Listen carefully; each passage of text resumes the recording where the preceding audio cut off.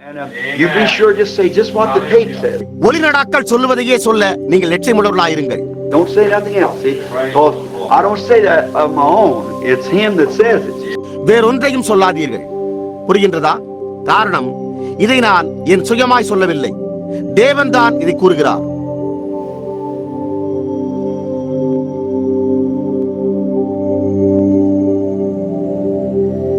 இப்பொழுது ஜெபத்திற்காக அப்படியே சற்று நேரம் நாம் நம்முடைய தலைகளை வணங்குவோமாக. மகா பரிசுத்தமும் நீதியும் உள்ள தேவனே, உம்முடைய அன்பின் தயவிற்காக நாங்கள் உமக்கு நன்றி கூற விரும்புகிறோம். ஏனென்றால் அது எங்களுக்கு ஜீவனை காட்டிலும் மேலானதாயிருக்கிறது. நீரின் இரவு எங்களை மிக சிறப்பான ஒரு வழியில் சந்தித்து உம்முடைய ஆசீர்வாதங்களை எங்களுக்கு தந்தருள வேண்டும் என்று நாங்கள் ஜெபிக்கிறோம். நாங்கள் வியாதியாயிருப்பவர்களுக்கும் வேதனையுற்றிருப்போருக்கும் உதவி செய்யும்படியாக நீட்டப்பட்டுள்ள எங்கள் அன்பின் இரட்சகரின் மகத்தான கரத்தை காண்போமாக. இன்றிரவு பாவத்தின் பாதையில் களைப்புற்றிருப்பவர்களுக்கு ஒரு நல் வரவேற்பளிக்கும் கரத்தை தாரும். அவர்கள் இருக்க வேண்டும் என்று எதிர்பார்க்கப்படுகின்ற பிதாவின் வீட்டிற்கு அவர்களை அழையும். இடுக்கமும் வழி நெருக்கவுமாய் இருக்கிற பாதையிலிருந்து விலகி திரிகின்றவர்கள் மீண்டுமாக பிதாவின் ஐக்கியத்திற்குள் திரும்பி வரும்படி நினைத்தருளும்படியாய் நாங்கள் உம்மிடத்தில் வேண்டிக் கொள்கிறோம். கர்த்தாவே, சுவிசேஷத்தை கேட்கும்படியாய் ஜனங்களின் செவிகளை திறந்தருளும்படியாகவும் நீர் பேசுபவரின் உதடுகளை விருத்த சேதனம் செய்யும்படியாகவும் நாங்கள் ஜெபிக்கிறோம். நாங்கள் உம்முடைய மகிமைக்காக உபயோகப்படுத்தப்படுவோமாக. இந்த ஆராதனையின் முடிவில் நாங்கள் எங்களுடைய பல்வேறுபட்ட இடங்களுக்கு செல்கையில் வழியிலே அவர் நம்முடனே பேசின போது நம்முடைய இருதயம் நமக்குள்ளே கொழுந்துவிட்டு எரியவில்லையா என்று எம்மாவூரிலிருந்து வந்தவர்கள் கூறினது போல நாங்கள் கூறுவோமாக. நாங்கள் இதை உம்முடைய குமாரனாகிய கர்த்தராகிய இயேசுவின் நாமத்தில் வேண்டிக் கொள்கிறோம். ஆமேன். நான் இன்றிரவு பரிசுத்த லூக்கா 17ஆம் அதிகாரத்தில் 26வது வசனத்திலிருந்து துவங்கி சில வேத வாக்கியங்களை வாசிக்க விரும்புகிறேன். நோவாவின் நாட்களில் நடந்தது போல மனுஷகுமாரனுடைய நாட்களிலும் நடக்கும். நோவா பேடைக்குள் பிரவேசித்த நாள் வரைக்கும் ஜனங்கள் புசித்து குடித்தார்கள், பெண் கொண்டு கொடுத்தார்கள். ஜலப்பிரளயம் வந்து எல்லோரையும் அடித்து போட்டது. லோத்தினுடைய நாட்களில் நடந்தது போலவும் நடக்கும். ஜனங்கள் புசித்தார்கள், குடித்தார்கள், கொண்டார்கள், விற்றார்கள், நட்டார்கள், கட்டினார்கள். லோத்து சோதோமை விட்டு புறப்பட்ட நாளிலே வானத்திலிருந்து அக்கினியும் கந்தகமும் வருஷித்து எல்லோரையும் அடித்து போட்டது. மனுஷகுமாரன் வெளிப்படும் நாளிலும் அப்படியே நடக்கும். நான் ஒரு பாடப்பொருளுக்காக ஆதியாகமம் 19ஆம் அதிகாரத்திலிருந்து 22வது வசனத்தை எடுத்து வாசிக்க விரும்புகிறேன். தீவிரமாய் அங்கே ஓடி தப்பித்துக்கொள், நீ அங்கே போய் சேரு மட்டும் நான் ஒன்றும் செய்யக்கூடாது என்றார். இந்த காலையில் நான் வரப்போகும் நியாயத்தீர்ப்புகளை குறித்து பேசிக் கொண்டிருந்தேன். எனவே இன்றிரவும் நான் அதை தொடர்ந்து பேச விரும்புகிறேன். சர்வ வல்லமையுள்ள தேவனின் நெருக்கமான நியாயத்தீர்ப்பின் உஷ்ணமான காற்றை நம்மால் உணர முடிகிறது. நாம் இந்த காரியங்களை உணர துவங்குகையில் அது நாம் எங்கே ஜீவித்துக் கொண்டிருக்கிறோம் என்றும் நாம் எந்த வேலையை கடந்து கொண்டிருக்கிறோம் என்பதை கவனிக்கும் விதத்தை நமக்கு இன்றியமையாததாக்குகிறது. கொஞ்ச காலத்திற்கு முன்னர் இந்தியாவிற்கு சென்று வந்தது என்னுடைய ஸ்லாக்கியமாயிருந்தது. நான் இந்தியாவிற்கு வருவதற்கு சற்று முன்னர் அங்கே பெரிதான பூமி அதிர்ச்சி உண்டாயிருந்தது. பூமி அதிர்ச்சிக்கு 2 நாட்களுக்கு முன்னரே எப்படியாய் பறவைகளுக்கு ஏதோ காரியம் தவறாய் இருந்தது என்பதை அறிந்து கொள்ளும்படி அவைகளுக்கு தெரிய வரலாயிற்று என்பதை நான் இந்தியாவில் செய்தித்தாள்களில் வாசித்துக் கொண்டிருந்தேன். பெரிய கட்டிடங்களிலும் பெரிதான கற்களை கொண்ட சுவர்களிலும் உள்ள பிளவுகளில் வாழ்ந்து வந்த எல்லா சிறிய பறவைகளும் அதை அறிந்து கொண்டன. இந்தியாவில் அதிகமாக கற்பாறைகளை கொண்ட சுவர்களே உள்ளன. அந்த பிளவுகளில் தங்களுடைய கூடுகளை வைத்திருந்த எல்லா சிறிய பறவைகளுமே அந்த சுவர்களை விட்டு சென்று விட்டன. எல்லா கால்நடைகளுமே வழக்கமாக பெரிய கட்டிடங்களையும் பெரிய கற்சுவர்களையும் சுற்றியே மதிய நேரத்தில் வழக்கமாக நிழலுக்காக நிற்கும். ஆனால் பூமி அதிர்ச்சி உண்டாவதற்கு ஏறத்தாழ 2 நாட்களுக்கு முன்னரே இந்த எல்லா மிருகங்களும் சிறிய பறவைகளும் வயலின் மத்தியில் நிற்கும்படி சென்று விட்டன. நீங்கள் பாருங்கள், அதை குறித்த ஏதோ காரியம் இருந்தது. அதாவது தேவன் தம்முடைய சிறிய பறவைகளையும் தம்முடைய மிருகங்களையும் குறித்து கவனித்து பாதுகாத்துக் கொண்டிருந்தார். அதே தேவன் பூர்வ நாட்களில் அவைகளை பேழைக்குள் வழிநடத்தினார். நோவாவின் பிரசங்கத்தினால் அவைகள் ஜலத்தினால் அழிக்கப்பட்ட போது இருந்த அதே தேவனே இன்றைக்கும் இன்னமும் ஜீவிக்கிறார், ஆளுகை செய்கிறார். அவர் தம்முடைய சிருஷ்டிகளின் மேல் அவருடைய ஆதிக்கத்தை உடையவராயிருக்கிறார். நான் தேவன் தம்முடைய சிறிய பறவைகள், தம்முடைய கால்நடைகள் மற்றும் ஆடுகளை பூமியை எச்சி தாக்குவதற்கு முன்னரே அழிவிலிருந்து அவைகளை கொண்டு செல்ல வேண்டும் என்பதை குறித்து அவ்வளவு கவனமுள்ளவராக இருந்தாரானால், அவருடைய ஆவியினால் பிறந்து அவருடைய இரத்தத்தில் கழுவப்பட்ட தம்முடைய பிள்ளைகளை குறித்து அதிக கவனமுடையவராய் இருப்பது அதிக நிச்சயம் அல்லவா? அவர் அவர்களுக்காக கவனமுள்ளவராய் இருக்கிறார் என்பதை சிந்தித்துக் கொண்டிருந்தேன். அவர் அந்த சிறிய பறவைகள் தங்களுடைய வாசஸ்தலங்களில் இருந்து செல்லும்படி எச்சரித்தது போலவே அவர் இன்றைக்கு தம்முடைய ஜனங்களை எச்சரித்துக் கொண்டிருக்கிறார் என்று நான் உண்மையாகவே விசுவாசிக்கிறேன். அவருடைய வருகையின் மகத்தான அடையாளங்கள் சமீபமாய் இருக்கிறதை நாம் காண்கையில் தேவன் இந்த கடைசி நாளில் தம்முடைய ஜனங்களை ஒரு மகத்தான அழைப்பிற்கு ஒன்று சேர்த்து வரும்படி எச்சரித்துக் கொண்டிருக்கிறார் என்று நான் விசுவாசிக்கிறேன். இன்றிரவு என்னுடைய பொருள் என்னவெனில், சபையானது உபத்திரவத்துக்கு முன்னரே சென்று விடுமா என்பதே ஆகும். இப்பொழுது அது நீங்கள் நினைப்பதை காட்டிலும் காலதாமதமாய் உள்ளது. அது அமெரிக்காவில் கிட்டத்தட்ட மிகவும் தாமதமாகிவிட்டது என்று நான் நம்பும் அளவிற்கு அது மிகவும் காலம் கடந்ததாக இருக்கிறது. நாம் சரியாக பாதையின் முடிவிலே இருக்கிறோம். நான் இந்த காலையில் பாபிலோனும் அதனுடைய நிலைமைகளும் என்பதன் பேரில் பிரசங்கித்துக் கொண்டிருக்கையில் இன்றிரவு வேதாகமத்தில் உள்ள சிலவற்றை கொண்டு வந்து கர்த்தருடைய வருகைக்கு நாம் எவ்வளவு அருகாமையில் இருக்கிறோம் என்பதை காட்டினால் மிகவும் நலமாயிருக்கும் என்றே நான் எண்ணினேன். நம்மால் நம்முடைய இயற்கையான கண்ணை கொண்டு ஏதோ காரியம் சம்பவிக்க ஆயத்தமாய் கொண்டிருக்கிறது என்பதை காண முடிகிறது. ஜனங்களுக்கு மத்தியில் அப்படிப்பட்ட ஒரு குழப்பம் இருக்கிறது. எனவே ஒரு எழுப்புதலை ஏற்படுத்த முயற்சிப்பதே சற்று கடினமாயிருக்கிறது. சபைகளோ மிகவும் வித்தியாசப்பட்டவர்களாகவும் ஸ்தாபன தடைகளின் நிமித்தமாக ஒன்றுக்கொன்று ஒற்றுமையின்றி காணப்படுகின்றன. கிறிஸ்தவர்களோ மிகவும் மன உறவற்றவர்களாயும் நிலை குறைந்தவர்களைப் போன்றும் தென்படுகின்றனர். ஆனால் அது வினோதமாயிருக்கிறது என்பதை நீங்கள் அறிவீர்கள். ஏனென்றால் நம்முடைய கர்த்தர் இவைகள் சம்பவிக்க தொடங்கும் போது உங்கள் மீட்பு சமீபமாய் இருப்பதால் நீங்கள் நிமிர்ந்து பார்த்து உங்கள் தலைகளை உயர்த்துங்கள் என்றார். நாம் அவருடைய மகத்தான இரக்கத்தை காண்கிறபடியால் அவருடைய கரத்தின் மகத்தான அடையாளங்களையும் அற்புதங்களையும் காணும்படியாக நாம் முன்னிலைப்படுத்தப்பட்டிருக்கிறபடியால் அதை கவனிக்கும்படியாக ஒரு சில நிமிடங்களிலேயே நம்முடைய கண்கள் திறக்கப்படும். ஆகையால் அது வேதாகமத்தின் தேவன் இன்றைக்கும் அப்படியே ஜீவிக்கிறார் என்பதை அறிந்து கொள்ளும்படியான மிகுந்த பயபக்தியுடன் கூடிய இந்த ஆறுதலை நமக்கு அளிக்கிறது. அவர் தம்முடைய பிள்ளைகளை நேசிக்கிறார். அவர் அவர்களை எச்சரித்துக் கொண்டிருக்கிறார். ஆவிக்குரிய சிந்தை கொண்டவர்கள் வெளியே வருவார்கள். இயேசுவானவர் பேசிக் கொண்டிருந்த நாளில் அவர் நோவாவின் நாட்களில் நடந்தது போல, லோத்தின் நாட்களில் நடந்தது போல என்று கூறினதை நாம் கவனிக்க வேண்டும். இப்பொழுது ஒவ்வொரு இணைப்பின் நேரத்திலும் தேவன் எப்பொழுதுமே ஒரு நியாயத்தீர்ப்பின் அழைப்பிற்கு முன்பாக ஒரு இரக்கத்தின் அழைப்பையே கொடுத்து வருகிறார். இப்பொழுது நீங்கள் வரலாற்று ஆசிரியர்களாய் இருப்பீர்களானால் நலமாயிருக்கும். நான் இந்த வாரமும் கடந்த வாரமும் இல்லை 3 வாரங்களாக சரித்திரத்தை ஆய்ந்து படித்துக் கொண்டிருந்தேன். அது நிசாயா ஆலோசனை சங்கத்திற்கு முன்பிருந்த சபையின் பூர்வீக சரித்திரமான நிசாயா பிதாக்களுக்கு முந்தின சபை சரித்திரமாகும். அதன் பின்னரே இருளின் காலங்களான 1500 ஆண்டுகளிலேயே கத்தோலிக்க சபை உருவாகி இருந்தது. நான் அதை நிசாயா பிரமாணங்களில் இல்லை, நிசாயா ஆலோசனை சங்கத்திற்கு முன்னர் என்ற புத்தகத்தில் காண்கிறேன். அதாவது இன்றைக்கு நாம் இருக்கிற அதே மாதிரியை அவர்கள் உடையவர்களாக இருந்தனர். ஓ, அது எப்படியாய் மீண்டும் திரும்ப நிகழ்கிறது? சபையின் நிலைமையும் ஜனங்களின் நிலைமையும் காலங்களின் அடையாளங்களையும் காண்பிக்கும்படியாக எங்கும் எழுதப்பட்டிருக்கின்றன. இப்பொழுது ஒவ்வொரு இணைப்பு நேரத்திலும் தேவன் ஏதோ காரியத்தை செய்வதற்கு முன்னர் அவர் எப்பொழுதுமே இரக்கத்தையும் ஒரு தூதனையும் ஒரு தீர்க்கதரிசியையும் ஒரு செய்தியையும் அனுப்புகிறார். ஆனால் அதே சமயத்தில் அது ஒவ்வொரு முறையும் இகழ்ந்து புறக்கணிக்கப்பட்டு வருகிறது. சபையானது அதை ஏற்றுக்கொள்ள விரும்புகிறதில்லை. நோவா, அவர் இங்கே நோவாவை குறித்து பேசினார். அவன் 120 வருடங்கள் பிரசங்கித்தான். அவனுடைய செய்தியானது இரக்கமானதா இருந்த போதிலும் ஜனங்கள் அவனுடைய போதனைக்கு செவி கொடுக்க தவறி போய்விட்டனர். அதுவோ அவர்களை ரட்சிப்பதற்கான ஏதோ காரியமாக இருந்தது. அதே சமயத்தில் அவர்களோ செவி கொடுக்க மனதில்லாதிருந்தனர். அது இன்றைய காலத்தின் அழகான காட்சியாக இருக்கவில்லையா? இப்பொழுது நீங்களோ என்னிடத்தில், சகோதரன் பிரணாம், அந்த அழகான காட்சியை நீர் எங்களுக்கு உருவப்படுத்தி காட்டிக் கொண்டிருக்கிறீர் என்று எப்படி கூற முடியும் என்று கேட்கலாம். அது மனநிறைவாய் இருக்கிறது. ஏனென்றால் கர்த்தராகிய இயேசு தம்முடைய சபைக்காக சீக்கிரமாக வருகிறார். மேலும் அது தேவனுடைய எந்த சிருஷ்டியும் இந்த குழப்பத்திலிருந்து வெளியே வந்து அவருடைய ஆசீர்வதிக்கப்பட்ட மகிமைக்குள்ளாக பிரவேசிப்பதை குறித்து சிந்திக்கக்கூடிய மிக அழகான சிந்தையாயிருக்கிறது. அங்கே வயோதிபர் வாலிபமாயிருப்பர். வியாதி உள்ளோர் எப்பொழுதுமே சுகமடைந்தவராயிருப்பர். அங்கே துக்கங்களோ அல்லது மனநோயோ இருக்காது. நான் சிந்திக்கக்கூடிய மிக அழகான காரியமாக இது இருக்கவில்லையா? அந்த கூடுகையின் நேரத்திற்காக காத்திருப்பவர்களுக்கு அது எவ்வளவு ஆசீர்வதிக்கப்பட்டதாக இருக்கிறது. இப்பொழுது இயேசுவானவர் நோவாவின் நாட்களில் இருந்ததை திரும்பவும் குறிப்பிட்டு கூறினார் என்பதை நாம் கண்டறிந்தோம். எனவே நாம் சற்று திரும்பி செல்வோமாக. ஏனென்றால் அவர் அந்த நாளை திருஷ்டாந்தமாக எடுத்துக் கொள்ளுங்கள் என்றார். இப்பொழுது காயீனும் ஆபேலும் இருந்தனர். காயின் ஆபேலை கொன்றபோது சேத் அவனுடைய ஸ்தானத்தை எடுத்துக்கொண்டான். சாத்தான் வரவேண்டியிருந்த அந்த வித்தை அடிக்க முயற்சித்துக் கொண்டிருந்தான் என்பதை நாம் கண்டறிகிறோம். அதாவது தேவன் ஸ்திரீயினுடைய வித்து சர்வத்தினுடைய வித்தின் தலையை நசுக்கும் என்று வாக்கு பண்ணியிருந்தார். சாத்தான் அந்த ராஜரீக வித்தை அழிக்க முயற்சித்துக் கொண்டிருந்தான். அவன் ஆபேலை அழித்த போது அவன் அதை செய்துவிட்டதாக எண்ணிக்கொண்டான்.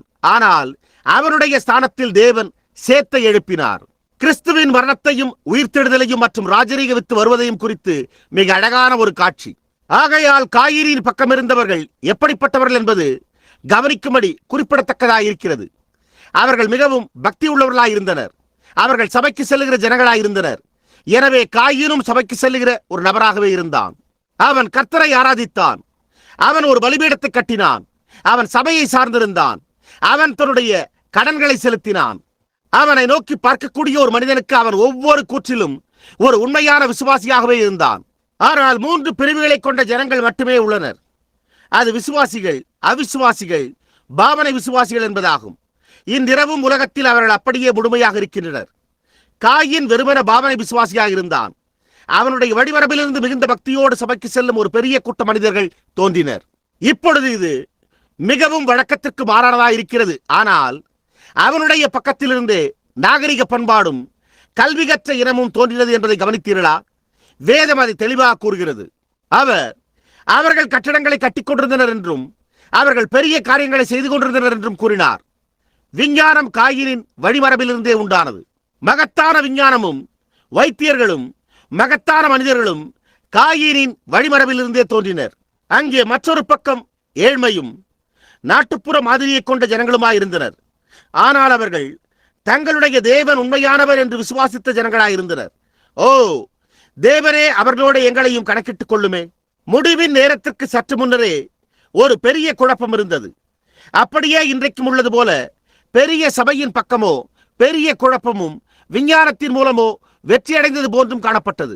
மற்றொரு மகத்தான காரியம் என்னவெனில், அவர் கட்டிடங்கள் இருந்தன என்றார். இப்பொழுது உள்ளது போன்றே அவ்வளவு மகத்தான கட்டடங்கள் சரித்திரத்தில் எந்த ஒரு நேரத்திலுமே இருந்து வந்ததே இல்லை. இது முடிவு நேர அடையாளங்களில் ஒன்றாக உள்ளது. நாம் ஒருபோதும் இதை போன்ற ஒரு கட்டிட காலத்தை பெற்றிருந்ததே இல்லை. இப்பொழுது இங்குள்ள நம்முடைய சிறு பட்டணத்திலும் கூட முயல் வேட்டைக்கு செல்லும்படியான போதிய ஒரு இடத்தை என்னால் எங்குமே கண்டறியப்படவே முடியவில்லை. இது முழுவதுமே வீடு கட்டுகின்ற திட்டங்களாகவும் அப்படியே கட்டுதலும் குடியிருப்பை அமைத்தலுமாயிருக்கிறது. நாம் நம்முடைய கண்களை திறப்போமேயானால் அது முடிவுக்கு சமீபமாயிருக்கிற தேவனுடைய அடையாள கம்பங்களில் ஒன்றாக இருக்கிறதை காணலாம். நாம் இந்த காலையில் நிலவினை சுற்றி வரும் செயற்கைக்கோள்களின் பேரிலும் ஏவுகணைகளின் பேரிலும் பிரசங்கித்துக் கொண்டிருந்தோம். எப்படி அவர்களால் மாஸ்கோவில் நின்று கொண்டு மாஸ்கோவையே விட்டு செல்லாமல் லூகிவில்லில் உள்ள 4வது தெருவிற்கு மத்தியில் ஒரு ஏவுகணை ஏவ முடிகிறது என்பதை பிரசங்கித்தோம். அது பூமியில் 175 அடி ஆழமும் 150 மைல் சுற்றளவும் கொண்ட ஒரு குழியை அது வெடித்து உண்டாக்குமாம். அப்படிப்பட்டதான பெரிய குழியாயிருக்குமாம். அவைகளில் 3 முழு உலகையே அடித்து விடுமாம். பூமியானது தன்னுடைய கோளப்பாதையிலிருந்து அசைந்து விடுமாம். விஞ்ஞானம் எதன் பட்சத்தில் இருக்கிறது என்பதை நீங்கள் பார்த்தீர்களா?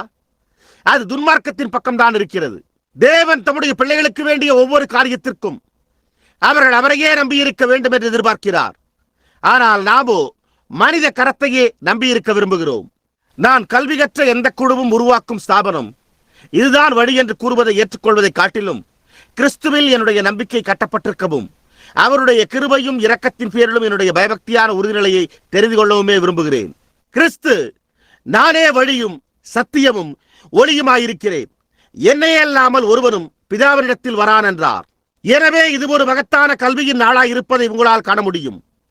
இது ஒரு பெரிய உலக போராட்டமான நாளாய் இருக்கிறது. ஆயினும் அதற்கு மத்தியில் அவர்கள் இப்பொழுது நாம் பெற்றிருக்கிறதை காட்டிலும் மகத்தான உலகப்பூர்வமான விஞ்ஞான உலகை பெற்றிருந்திருக்க வேண்டும். அவர்கள் கூர்நுனி கோபுரங்களை கட்டினர். நாம் அந்த கூர்நுனி கோபுரத்தை கட்டும் ஒரு பொருளையும் பெற்றிருக்கவில்லை. நீங்கள் அதற்கு அருகில் எப்போதாவது சென்று பார்த்திருந்தால் நலமாயிருக்கும். நான் அதை எகிப்திலும் மற்றும் மெக்சிகோவில் உள்ள ஒன்றையும் சென்று பார்த்திருக்கிறேன். அவைகள் நகர வட்டாரங்கள் அளவு கொண்ட உயரத்திற்கு ஆயிரக்கணக்கான டன்கள் எடை கொண்ட பெரிய கற்பாறைகளை உச்சியில் கொண்ட மகத்தான மிகப்பெரிய கட்டிடங்களாயிருக்கும். அந்த கற்களுக்கிடையே ஒரு சபர கத்தியை கூட நுழைக்க முடியாத அளவுக்கு அந்த கற்கள் அவ்வளவு பரிபூர்ணமாக வெட்டி செதுக்கி பொருத்தப்பட்டிருக்கின்றன. அது தேர்ச்சி வாய்ந்த முறையில் வெட்டப்பட்டிருந்தது. ஓ, என்ன ஒரு விஞ்ஞான நாளாய் இருந்தது!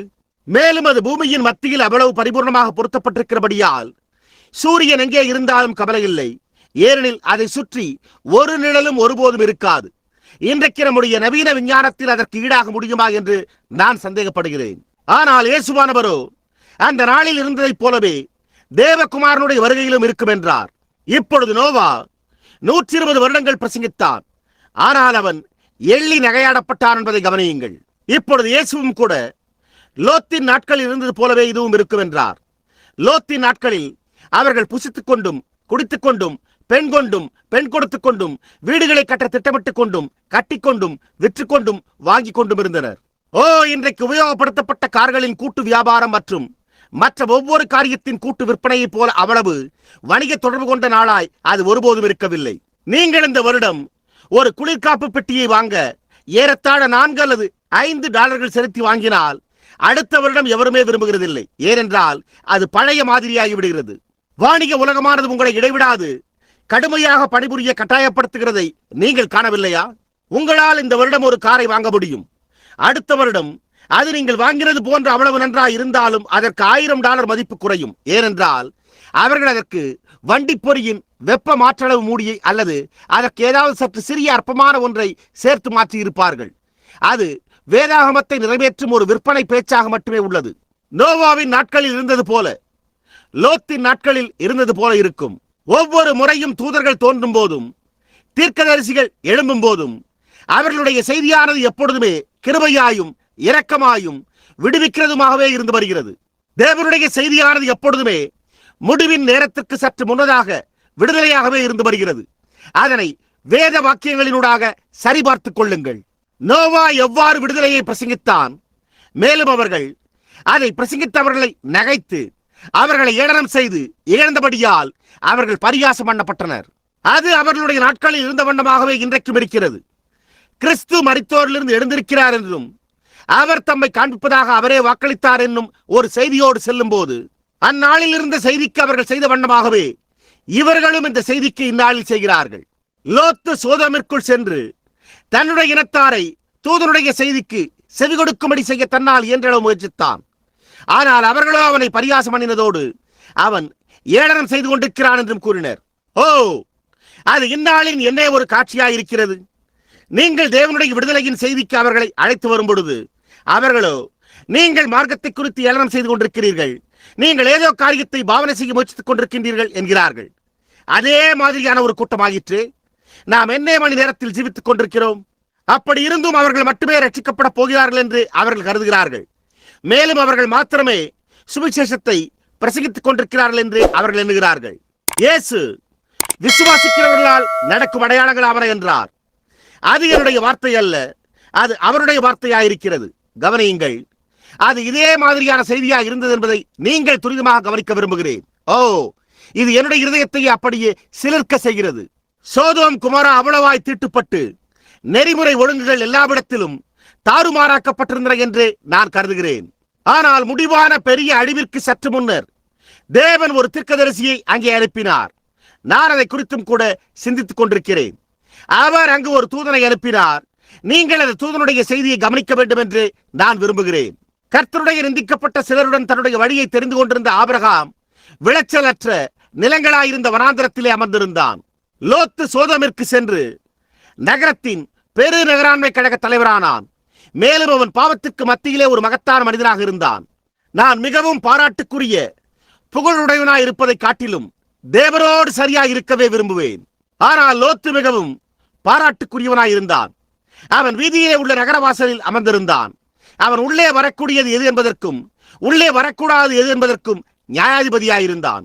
மேலும் அவன் வேசித்தனங்களை தன்னுடைய ஜீவியத்தில் கண்டவனாகவும் அப்படிப்பட்ட காரியங்கள் தன்னுடைய நகரத்தில் சம்பவிக்கிறதை அறிந்தவனுமாயிருந்தான். அது நம்முடைய தேசத்தில் உள்ள இன்றைய ஒரு காட்சியா இல்லையா? தணிக்கை செய்யப்படாத நிகழ்ச்சி நிரல்கள், எல்லா விதமான அறிவற்ற நடத்தைகளும் கயமைத்தனங்களும் சூழ்ச்சி திறன்களும் உள்ளதே. அவர்கள் அதை தகர்த்தெறிய வேண்டும் என்றிருந்தால் அவர்கள் அதை செய்திருக்க முடியும். ஆனால் அவர்கள் அதை செய்ய விரும்புகிறதில்லை. அவர்கள் அதை செய்ய முடியாது. ஏனென்றால் அது எந்த விதமாக இருக்கும் என்று தேவன் கூறினார். அவர்கள் தங்களுடைய கண்களை மட்டும் திறந்து பார்க்க முடிந்தால் அதை புரிந்து கொள்ளக்கூடுமே. கவனியுங்கள், பெரிய கடும் சோதனையான வேளைக்கு சற்று முன்னர் ஆபிரகாமும் சாராளும் சிந்தூர மரத்தின் கீழே அமர்ந்திருந்தனர். அவர்கள் ஒரு நாள் அங்கிருக்கையில் சாராள் சில மனிதர்கள் வருகிறதை கண்டாள். உடனே அவள் கூடாரத்தை நோக்கி சென்று விட்டாள். இந்நாளில் ஸ்திரீக்கு அது என்ன ஒரு வித்தியாசமாக இருக்கிறது. ஆனால் அது சோதோமில் எவ்வளவு வித்தியாசமாய் இருந்திருக்கும். புருஷர்கள் வீட்டிற்கு வருகின்ற நேரத்தில் அவர்கள் தங்களுடைய அரைகுறையான ஆடைகளை அணிந்து வெளியே சென்று புல்வெட்டுகிறார்கள். என்ன ஒரு வித்தியாசம்! ஆனால் சாராளோ கூடாரத்துக்கு சென்று விட்டாள். அவள் கூடாரத்துக்கு சென்றபோது இந்த புருஷர்கள் வந்தனர். ஆபிரகாம் அவர்களை நோக்கி பார்த்தான். சரியா கூறினால் அவர்கள் காண்பதற்கு வினோதமாக இருப்பவர்களை போன்று தோன்றினர். அவர்களில் ஒருவர் சார்புரிமை பேச்சாளரை போல காணப்பட்டார். அவர் கீழே அமர்ந்தபோது அவர் ஆபிரகாமோடு பேசத் துவங்கினார். ஆபிரகாம், இங்கே அமர்ந்திருங்கள். நான் கொஞ்சம் தண்ணீர் கொண்டு வந்து உங்களுடைய கால்களை கழுவட்டும். நான் கொஞ்சம் அப்பத்திற்கு மாவு பிசைகிறேன். நாங்கள் ஆயத்தம் செய்த பிறகு நீங்கள் அப்பத்தை புசித்து விட்டு அப்புறம் நீங்கள் போகலாம் என்றான். ஆபிரகாம் மாட்டு மந்தைக்கு ஓடி கொழுத்த இளங்கன்றை கண்டு அதை அடித்தான். பின்னர் சாராளிடத்தில் மாவு பிசைந்து அப்பங்களை சுட சொன்னான். அவன் அந்த மனிதரிடத்தில் பேசினான். ஆபிரகாம் ஏதோ ஒரு வகையில் அவர் யாராயிருந்தார் என்பதை அறிந்திருந்தான் என்று நான் நம்புகிறேன். பேசிக் கொண்டிருந்த அந்த மனிதன் தன்னுடைய முதுகை கூடார பக்கமாக திருப்பி இருந்தார். அவரே அந்நாளின் செய்தியாளனாயிருந்தார். அப்பொழுது அவர், ஆபிரகாமே, 25 ஆண்டுகளுக்கு முன்னர் செய்த வாக்குத்தத்தின்படியே நான் உன்னை சந்திக்கப் போகிறேன்.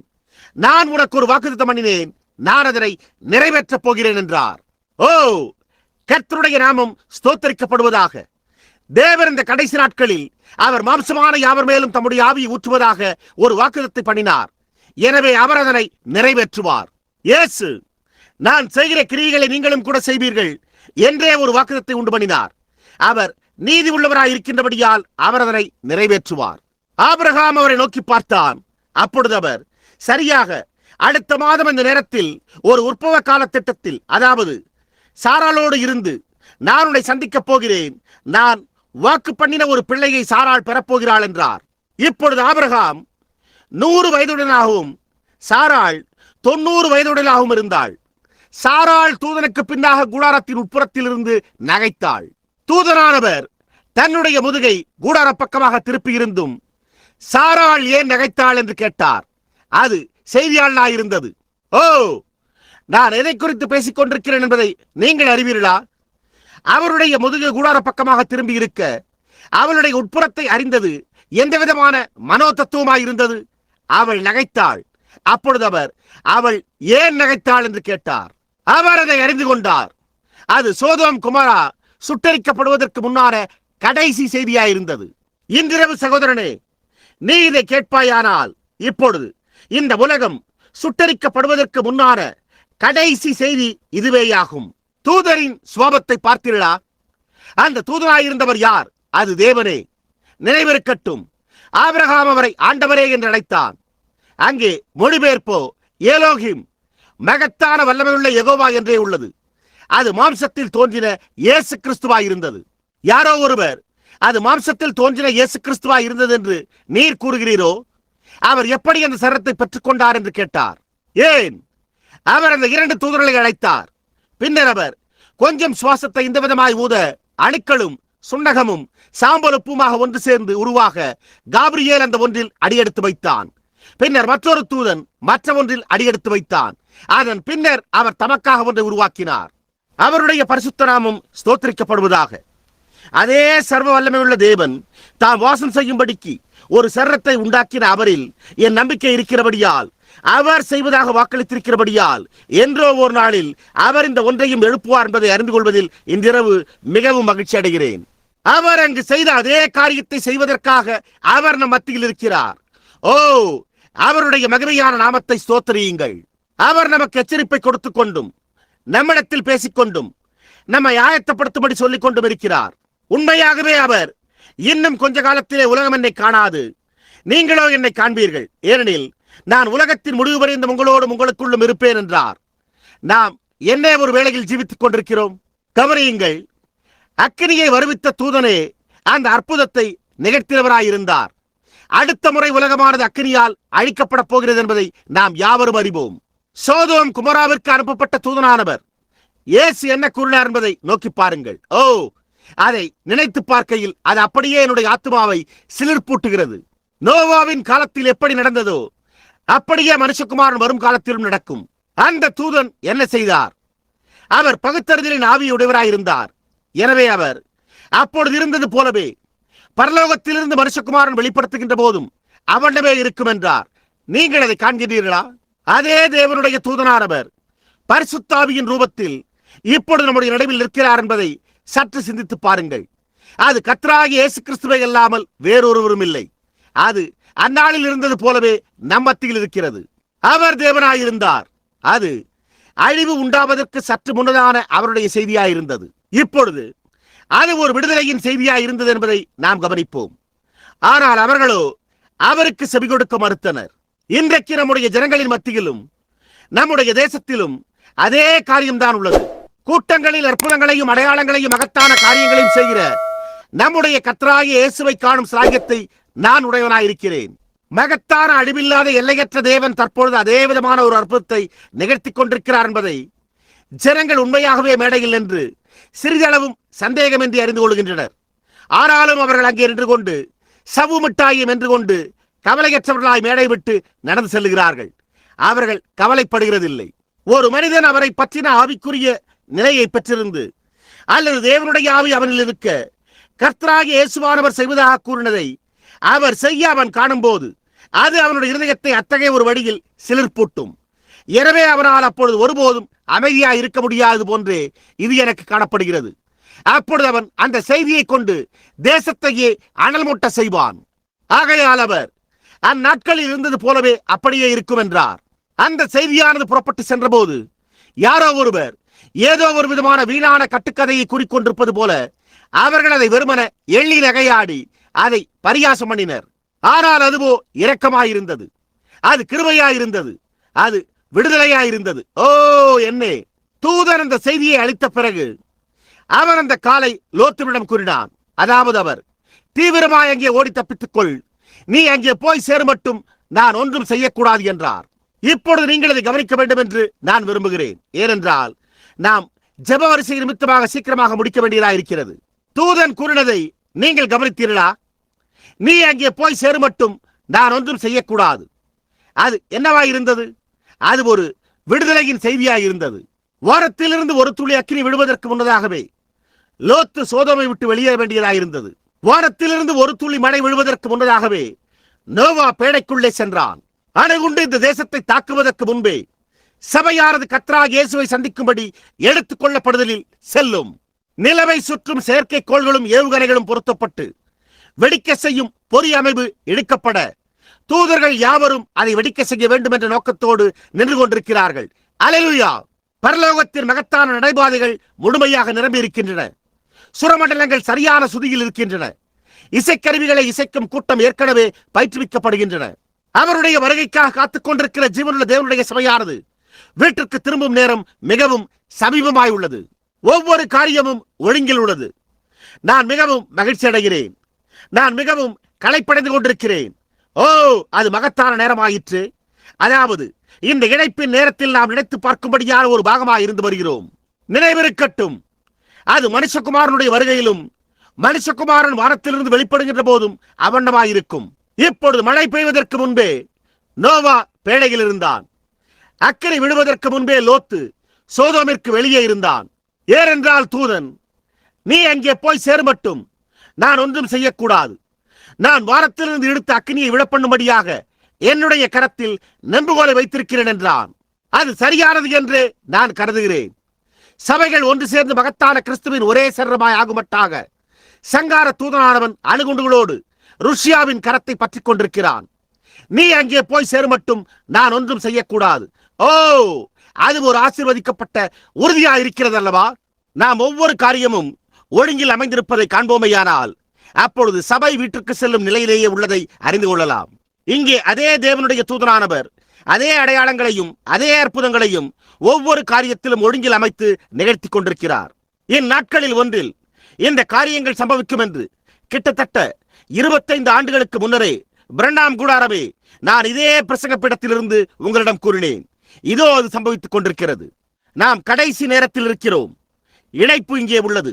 இது சபையானது வீட்டிற்கு செல்லும் நெருக்கமான நேரமாக இருக்கிறது.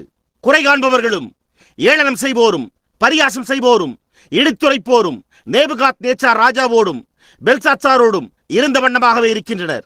அவர்கள் நோவாவின் நாட்களிலும் அவண்ணமாகவே இருந்தனர். லோத்தின் நாட்களிலும் அது அவண்ணமே இருந்தது. எனவே அவர்கள் இன்றைக்கும் அதே காரியத்தை செய்து கொண்டிருக்கிறார்கள். நீ அங்கே போய் சேரும் மட்டும் நான் ஒன்றும் செய்யக்கூடாது. லோத்து அவனை நிர்மூலமாக்கவிருந்த ஏதோ காரியத்திலிருந்து வெளியே வந்ததையும், நோவா அவனை ரட்சிக்கவிருந்த ஏதோ ஒன்றுக்குள் சென்றதையும் நீங்கள் கவனிக்க வேண்டும் என்று நான் விரும்புகிறேன்.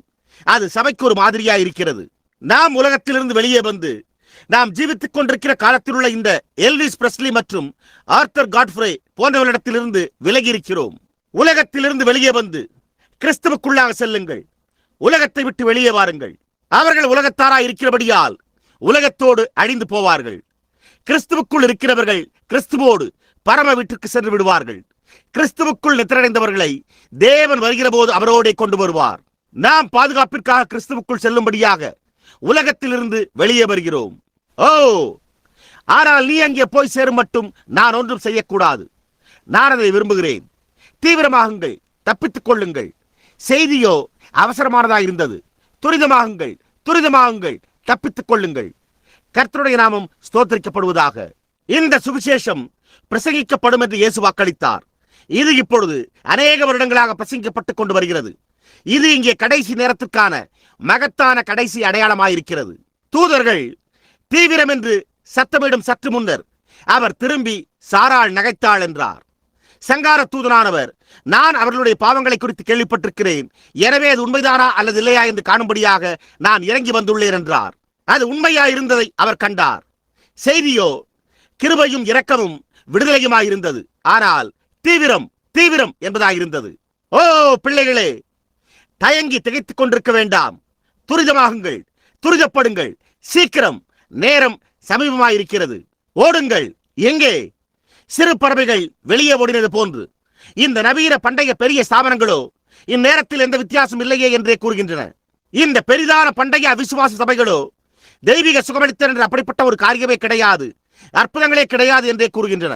இந்த மதிர் சுவர்களில் இருந்து விலகி ஓடுங்கள். ஏனென்றால் அவைகள் நொறுங்கி தூளாக போகின்றன. அவைகள் அழிவுக்குள்ளாகவும் வீழ்ச்சிக்குள்ளாகவும் சென்று கொண்டிருக்கின்றன. ஏனென்றால் என்னுடைய தேவன வண்ணம் கூறினார். அதோ அப்பால் உள்ள கல்வாரிக்கு மத்தியிலே ஓடுங்கள். பறவைகள் மரங்களுக்கு சென்றதானால் நீங்களும் கூட மரத்தண்டை செல்லுங்கள். கிறிஸ்துவானவர் அறையப்பட்ட அந்த மரத்தண்டைக்கே செல்லுங்கள். அவருடைய இரக்கத்திற்கு மத்தியிலே தொங்கி புயலானது கடந்து போகிற வரையிலும் தேவனண்டை கதறுங்கள். துரிதமாகுங்கள், தப்பித்துக் கொள்ளுங்கள். இங்கு வந்து சேருங்கள். ஏனென்றால் நீங்கள் வெளியே செல்லும் வரை நான் ஒன்றும் செய்யக்கூடாது. அவர் உங்கள் பேரில் காத்துக் கொண்டிருக்கிறார். இந்த நவநாகரிக காரியங்களிலிருந்து விலகியிருங்கள். வேறு விதமான திரைப்படங்கள் தொலைக்காட்சியில் தோன்றும் போது அதிலிருந்து விலகியிருங்கள். வானொலியில் இந்த ராக் அண்ட் ரோல் இசையானது ஒலிபரப்ப துவங்கும் போது அதனை நிறுத்திவிடுங்கள். ஒரு பெண்மணியை போல் நடந்து கொள்ளுங்கள். ஒரு பெண்மணியை போன்று உடை உடுத்துங்கள். ஒரு புருஷனை போல் நடந்து கொள்ளுங்கள். ஒரு புருஷனை போல் உடை உடுத்துங்கள். ஒரு கிறிஸ்தவனை போல பேசுங்கள். ஒரு கிறிஸ்தவனை போல ஜீவியம் செய்யுங்கள். எல்லா தொடர் பிணைப்புகளையும் அழித்து விடுங்கள். துரிதமாக செயல்படுங்கள். வெளியே வாருங்கள். அழிவு சமீபமாயிருக்கிறது. தேவன் பிணியுற்றவராய் களைப்புற்றவராயிருக்கிறார். ஓ, இது நீங்கள் நினைப்பதை காட்டிலும் காலதாமதமாய் உள்ளது. வேளையானது சமீபமாயிருக்கிறது. தூதனுடைய இரக்கமானது, இரக்கத்தின் தூதன் அனுப்பின அவருடைய செய்தியானது இன்றிரவு இங்கே இருக்கிறது. நீங்கள் அதை விசுவாசிக்கிறீர்களா? உபத்திரவ காலத்திற்கு முன்னர் சபையானது செல்ல வேண்டியதாக இருக்கிறதா? பாருங்கள், இஸ்ரவேலர் கோசேனுக்குள்ளாக சென்றனர். எகிப்தியரோ இருளுக்குள்ளாக சென்றனர். இஸ்ரவேலர் கோசேனுக்குள்ளாக சென்று வாக்குத்தத்தம் பண்ணப்பட்ட தேசத்திற்குள்ளாக கொண்டு செல்லப்பட்டனர். எகிப்தியரோ இருளுக்குள்ளாக சென்று சவக்கடலில் புதைக்கப்பட்டனர். துரிதமாக செயல்படுங்கள், துரிதமாக செயல்படுங்கள். தப்பித்துக் கொள்ளுங்கள். இதுவே உங்களுடைய கடைசி தருணமாயிருக்கலாம். நினைவிருக்கட்டும், நாம் ஏவுகணைகள் பொருத்தப்பட்டிருப்பதை காண்கிறோம். நாம் அவைகளை குறித்து கேள்விப்படுகிறோம். நாம் அதனை செய்தித்தாளில் பார்க்கிறோம். முழு உலகமே ஒரு நடுக்கத்தில் இருக்கிறது. தேவன் கூறின ஒவ்வொரு காரியமும் நிறைவேறிக் கொண்டிருக்கிறது. ஆகையால் அதை குறித்து என்ன? மனுஷகுமாரன் வானத்திலிருந்து வெளிப்படும் நாளிலும் அப்படியே நடக்கும். மனுஷகுமாரன் என்னவாக வெளிப்படுத்தப்பட்டுக் கொண்டிருக்கிறார்? நேற்றும் என்றும் மாறாத இயேசு கிறிஸ்துவாகவே. 21வது வசனத்தில் இல்லை, 30வது வசனத்தில் அது உள்ளதை பாருங்கள். மனுஷகுமாரன் வானத்திலிருந்து வெளிப்படும் நாளிலும் அப்படியே நடக்கும். அது என்னவாக இருக்கிறது? இந்த செய்தியானது அதாவது இயேசுவானவர் பூமியின் மீது இருந்தது முதற்கொண்டே இந்த காரியமானது ஒருபோதும் சம்பவித்திருக்கவே இல்லை. இதோ புறஜாதியாரின் கால முடிவில் அது உள்ளது. நாம் அப்படியே ஒரு வினாடி அதை நோக்கி பார்த்து ஆழ்ந்து சிந்திப்போமாக. இயேசுவானவர் பூமியின் மேல் இருந்தபோது அவர் ஒரு சுகமளிப்பவராக உரிமை கோரவில்லை. அவர் கிரியைகளை செய்கிறது நான் அல்ல, அது என் பிதாவாயிருக்கிறது. ஆனால் பிதாவானவர் எனக்கு செய்யும்படி காண்பிக்கிறது எதுவோ அதை மட்டுமே நான் செய்கிறேன் என்றார். பரிசுத்த யோவான் 5:19 அவர், பிதாவானவர் செய்ய குமாரன் காண்கிறது எதுவோ அதையே அன்றி வேறொன்றையும் தாமாய் செய்ய மாட்டார் என்றார். நீங்கள் பிலிப்புவை கவனிப்பீர்களேயானால் அவன் முதலில் மனமாற்றம் அடைந்தான். இல்லை, கர்த்தராகிய இயேசு தம்முடைய ஊழியத்தை துவக்கின போது என்ன சம்பவித்தது? மனுஷகுமாரன் எப்படி தம்மை வெளிப்படுத்தப் போகிறார் என்பதை நாம் பார்ப்போம். அவர் நேற்றும் இன்றும் என்று மாறாதவராய் இருப்பாரேயானால் அவர் நேற்று தம்மை வெளிப்படுத்தினதைப் போலவே வெளிப்படுத்தப்பட வேண்டியவராய் இருப்பார். அவர் அதே விதமாக வெளிப்படுத்துவாரானால் அவர் அதே செய்தியையும் வெளிப்படுத்த வேண்டியவராய் இருப்பார். அமைதியாயிருந்து கவனியுங்கள். பரிசுத்த யோவான் 1 பேதுரு அவருடைய ஊழியத்தை பின்தொடர்ந்து அவரண்டை வந்தான். பேதுரு அவரண்டை நடந்து சென்றான். அப்பொழுது அவன் பேதுரு என்று அழைக்கப்படாதிருந்தான், அவன் வேறொரு பெயரினால் அழைக்கப்பட்டிருந்தான். அவன் அவரண்டை நடந்து சென்ற போது அவர், நீ சீமோன், உன்னுடைய தகப்பனார் யோனா என்றார். அப்பொழுது இந்த வயோதிக செம்படவன் அவர் என்னை எப்படி அறிந்து கொண்டார் என்பதை எண்ணி பார்த்தான். அப்பொழுது பெத்சாய்தாவிலிருந்து வந்த பிலிப்புவும் கூட மலையை சுற்றி வந்தபோது அவன் மரத்தின் கீழ் ஜெபித்துக் கொண்டிருந்த நாத்தான்வேல் என்ற ஒரு சிநேகிதனை கண்டான். அப்பொழுது அவன், நாங்கள் கண்ட யோசேப்பின் குமாரனாகிய நசரேயனாகிய இயேசுவை வந்து பார் என்றான். இப்பொழுது அவர் தம்மை எப்படி வெளிப்படுத்தினார் என்பதை கவனியுங்கள். அதற்கு இவன், நாசரேத்திலிருந்து யாதொரு நன்மை உண்டாகக்கூடுமா என்று கேட்டான். அப்பொழுது அவன், வந்து பார் என்றான். அதுவே எந்த மனிதனும் மற்றொருவனுக்கு கூறக்கூடிய சிறந்த பதிலாகும். அதை குறை கூறாதீர்கள், வந்து உங்களுக்காக கண்டறிந்து கொள்ளுங்கள். ஓ, இன்றைக்கு நாம் மட்டும் அந்த விதமான உத்தமமாய் இருக்கக்கூடுமானால் நலமாயிருக்கும். அப்பொழுது அவன் செல்லும் பாதையில் இவனுக்கு கற்பிக்க துவங்கினான். ஏன்? அவன் பேதுருவை, நேற்றைய தினம் ஒரு மனிதன் கேபாவை, அந்த வயோதிக செம்படவனை உனக்கு தெரியுமா என்று கேட்டான். ஆம், தெரியுமே. அவன் இந்த மனிதன் முன்பாக நடந்து சென்ற போது அவன் யார் என்றும் அவனுடைய தந்தை யார் என்பதையும் அவர் அவனிடம் கூறினார். அப்பொழுது அவன், நாத்தான்வேலே, அதை குறித்து எனக்கு தெரியாது என்றான். அவன் இயேசுவானவர் இருந்த இடத்திற்கு நடந்து சென்ற போது அவர் வியாதியஸ்தற்காக ஜெபித்துக் கொண்டிருந்த வரிசைக்குள்ளாக இவன் சென்ற போது இயேசுவின் அந்த கண்கள் அவனை ஊடுருவியது. அப்பொழுது அவர், இதோ கபடற்ற உத்தம இஸ்ரவேலன் என்றார். அவன் இஸ்ரவேலன் என்பதை அவர் எப்படி அறிந்தார்? கிரேக்கர்களும் மற்ற யாவரும் காண்பதற்கு ஒரே விதமாக உடையுடுத்தியிருந்தனரே. அவன் ஒரு இஸ்ரவேலனாய் இருந்தார் என்பதை அவர் எப்படி அறிந்து கொண்டார்? அவர் மாம்சத்தில் வெளிப்பட்ட தேவனாயிருந்தார். அவர் என்ன செய்தார்? அவர் நோக்கி பார்த்தபோது அவனை கண்டார். அதற்கு அவன், ரபி, நீர் என்னை எப்படி அறிந்தீர் என்று கேட்டான். அப்பொழுது அவர், பிலிப்பு உன்னை அழைக்கிறதற்கு முன்னமே நீ அத்திமரத்தின் கீழ் இருக்கும் போதே உன்னை கண்டேன் என்றார். அவரோ, அது இதனை தீர்த்து வைக்கிறதே, நீர் தேவனுடைய குமாரன், நீர் இஸ்ரவேலின் ராஜா என்றான். அதற்கு இயேசு, நான் உனக்கு இதை கூறினபடியால் நீ இதை விசுவாசிக்கிறாய் என்று கேட்டு இதிலும் பெரியதானவைகளை காண்பாய் என்றார். ஆனால் அவ்விசுவாசியான சபை அங்கத்தினர்கள் அருகில் நின்றிருந்தனர். அவர்களால் இருக்க முடிந்த அளவு பக்தியாயும் உறுதியாயும் இருந்தனர். நிச்சயமாகவே அவர்கள் அங்கே பெரியதான கல்வியறிவோடும் மகத்தான வேதசாஸ்திர பள்ளி அனுபவங்களோடும் நின்று கொண்டிருந்தனர். எனவே அவர்கள், இந்த மனிதன் ஒரு குறி சொல்பவன், இவன் பெயல்செபூல் என்றனர். இயேசு, நீங்கள் எனக்கு கூறும் அதை நான் உங்களுக்கு மன்னிப்பேன். ஆனால் பரிசுத்த ஆவியானவர் வரும்போது அதே காரியத்தை செய்வார். அப்பொழுது அதற்கு விரோதமான ஒரு வார்த்தையும் இம்மையிலும் மறுமையிலும் மன்னிக்கப்படவே மாட்டாது என்றார். அங்கே பெரும்பாடுள்ள ஒரு ஸ்திரீ இருந்தாள். அவள் கூட்டத்தினூடாக வந்து அவருடைய வஸ்திரத்தை தொட்டாள். ஏனென்றால் அவள் தனக்குள்ளாகவே, நான் அந்த மனிதரை தொடக்கூடுமானால் அப்பொழுது நான் சுகமடைவேன் என்று சொல்லிக் கொண்டாள். எனவே அவள் அவரை தொட்டாள். பின்னர் அவள் கூட்டத்திலிருந்து ஓடி அமர்ந்து கொண்டாள். அல்லது அவள் ஏதோ ஒன்றை செய்தாள். அப்பொழுது இயேசு சுற்றுமுற்றும் திரும்பி பார்த்து, என்னை தொட்டது யார் என்று கேட்டார். அப்பொழுது பேதுரு அவரை கடிந்து கொண்டான். மேலும் அவன், பாருங்கள், முழு கூட்டமும் உம்மை தொட்டுக் கொண்டிருக்கிறது, என்னை தொட்டது யார் என்று ஏன் நீர் கேட்கிறீர் என்று கேட்டான். அதற்கு அவர், நான் பலவீனம் அடைந்துள்ளேன், வல்லமை இல்லை, பெலன் என்னிடத்திலிருந்து புறப்பட்டு போயிற்று என்றார். அவர் அவளை கண்டுபிடிக்கும் வரை அவர் அந்த கண்களினால் சுற்றுமுற்றும் நோக்கி பார்த்தார். அவர் அதை எப்படி செய்தார்? நாம் அதை அறியோம். ஆனால் அவர் நேற்றும் இன்றுமென்றும் மாறாதவராயிருக்கிறார். அவர் அந்த பாணியிலேயே யூத தேசத்திற்கு தம்மை வெளிப்படுத்தினார். அவர் சமாரியர்கள் அண்டையில் வந்தபோது ஒரு அழகான சமாரிய ஸ்திரீ கிணற்றண்டையில் இருந்தாள். 3 தேச மக்கள் மட்டுமே உள்ளனர் என்பதை நினைவில் கொள்ளுங்கள். அது யூதர், புறஜாதியார், சமாரியராவர். காம், சேம், யாபேத்தினுடைய ஜனங்களே. சமாரியரோ பாதி யூதரும் பாதி புறஜாதியுமாய் இருந்தனர். யூதர்கள் புறஜாதிகளுடைய ஸ்திரீகளை விவாகம் செய்து கொண்ட போது அது துவங்கினது என்பதை நீங்கள் நினைவில் கொள்ளுங்கள். இந்த வாலிப ஸ்திரீ அங்கே வந்தாள். நாம் நம்முடைய தேசத்தில் ஒரு துர்க்கீர்த்தியுள்ள ஸ்திரீ என்று நினைப்பது போன்ற ஒருவள் ஆனால் அவள் அவ்வாறு இருக்கவில்லை. இந்தியாவிலிருந்து வந்துள்ள இந்த பையனால் அதை உங்களுக்கு கூற முடியும். இது ஒரு கிழக்கத்திய புத்தகமாகும். ஆனால் நீங்கள் அதை ஒரு மேற்கத்திய கல்வியை கொண்டே படிக்க முயற்சித்துக் கொண்டிருக்கிறீர்கள். நான் இந்தியாவிற்கு சென்றபோது, பம்பாயில் விமானத்தை விட்டு இறங்கிய போது, அங்கே மெத்தோடிஸ்ட் சபையின் பேராயரும் மற்ற யாவரும் நின்று கொண்டிருந்தனர். அப்பொழுது அவர், திரு பிரணாம் அவர்களே, நீர் ஒரு ஊழியக்காரன் என்று எங்களிடம் கூறாதீர். அமெரிக்க மக்களாகி நீங்கள் வேதத்தை அறிந்துள்ளதை காட்டிலும் நாங்கள் அதிகமாக அறிந்துள்ளோம் என்றார். அது உண்மையே. மேலும் அவர், நீங்கள் ஒரு தேசமாவதற்கு முன்பே நாங்கள் வேதாகமத்தை 2000 ஆண்டுகளாக உடையவர்களாக இருக்கிறோம் என்றும் கூறினார். அது உண்மை. பரிசுத்த தோமாவின் சபை இன்னமும் அங்கே இருக்கிறது. பரிசுத்த தோமா அங்கே சென்று பிரசங்கித்தார். மேலும் அவர், ஆனால் இந்த வேதாகமத்தை மீண்டும் ஜீவிக்க செய்யும்படியாக தேவன் உங்களை சந்தித்திருக்கிறார் என்பதை நாங்கள் அறிவோம் என்றார். மீண்டும் அவர் தொடர்ந்து, அதைத்தான் நாங்கள் அறிந்து கொள்ள விரும்புகிறோம் என்றும் கூறினார். அதுதான் இது. உலகமோ ஜீவ அப்பத்திற்காக பசியாயிருக்கிறது. இந்த சமாரிய ஸ்திரீ, அவள் கிணற்றண்டை நின்றபோது இயேசு அவளிடத்தில், ஸ்திரீயே, எனக்கு தண்ணீர் கொண்டு வா என்றார். நல்லது. அவர்களிடம் இருந்த பிரிவினையை அவள் கூறினாள். ஆனாலும் வேறுபாடே கிடையாது என்பதை அவள் அறிந்து கொள்ளும்படி செய்தார். தேவன் எல்லா ஜனங்களையும் ஒரே இரத்தத்தினால் உண்டுபடினார். அப்பொழுது அவர், உன்னிடத்தில் பேசிக் கொண்டிருந்தது யார் என்பதை நீ அறிந்திருப்பாயானால் அப்பொழுது நீயே அவரிடத்தில் தாகத்துக்கு தாய் என்று கேட்டிருப்பாய் என்றார். அவர் அவளுடைய ஆவியை அறிந்து கொள்ளும் வரை உரையாடல் நிகழ்ந்தது. பின்னர் அவர் அவளுடைய தொல்லை என்னவென்பதை அறிந்து கொண்டார். அப்பொழுது அவர், போய் உன்னுடைய புருஷனை இங்கே அடைத்துக் கொண்டு வா என்றார். அது யூதரிடத்தில் கூறப்பட்ட போது என்ன சம்பவித்தது?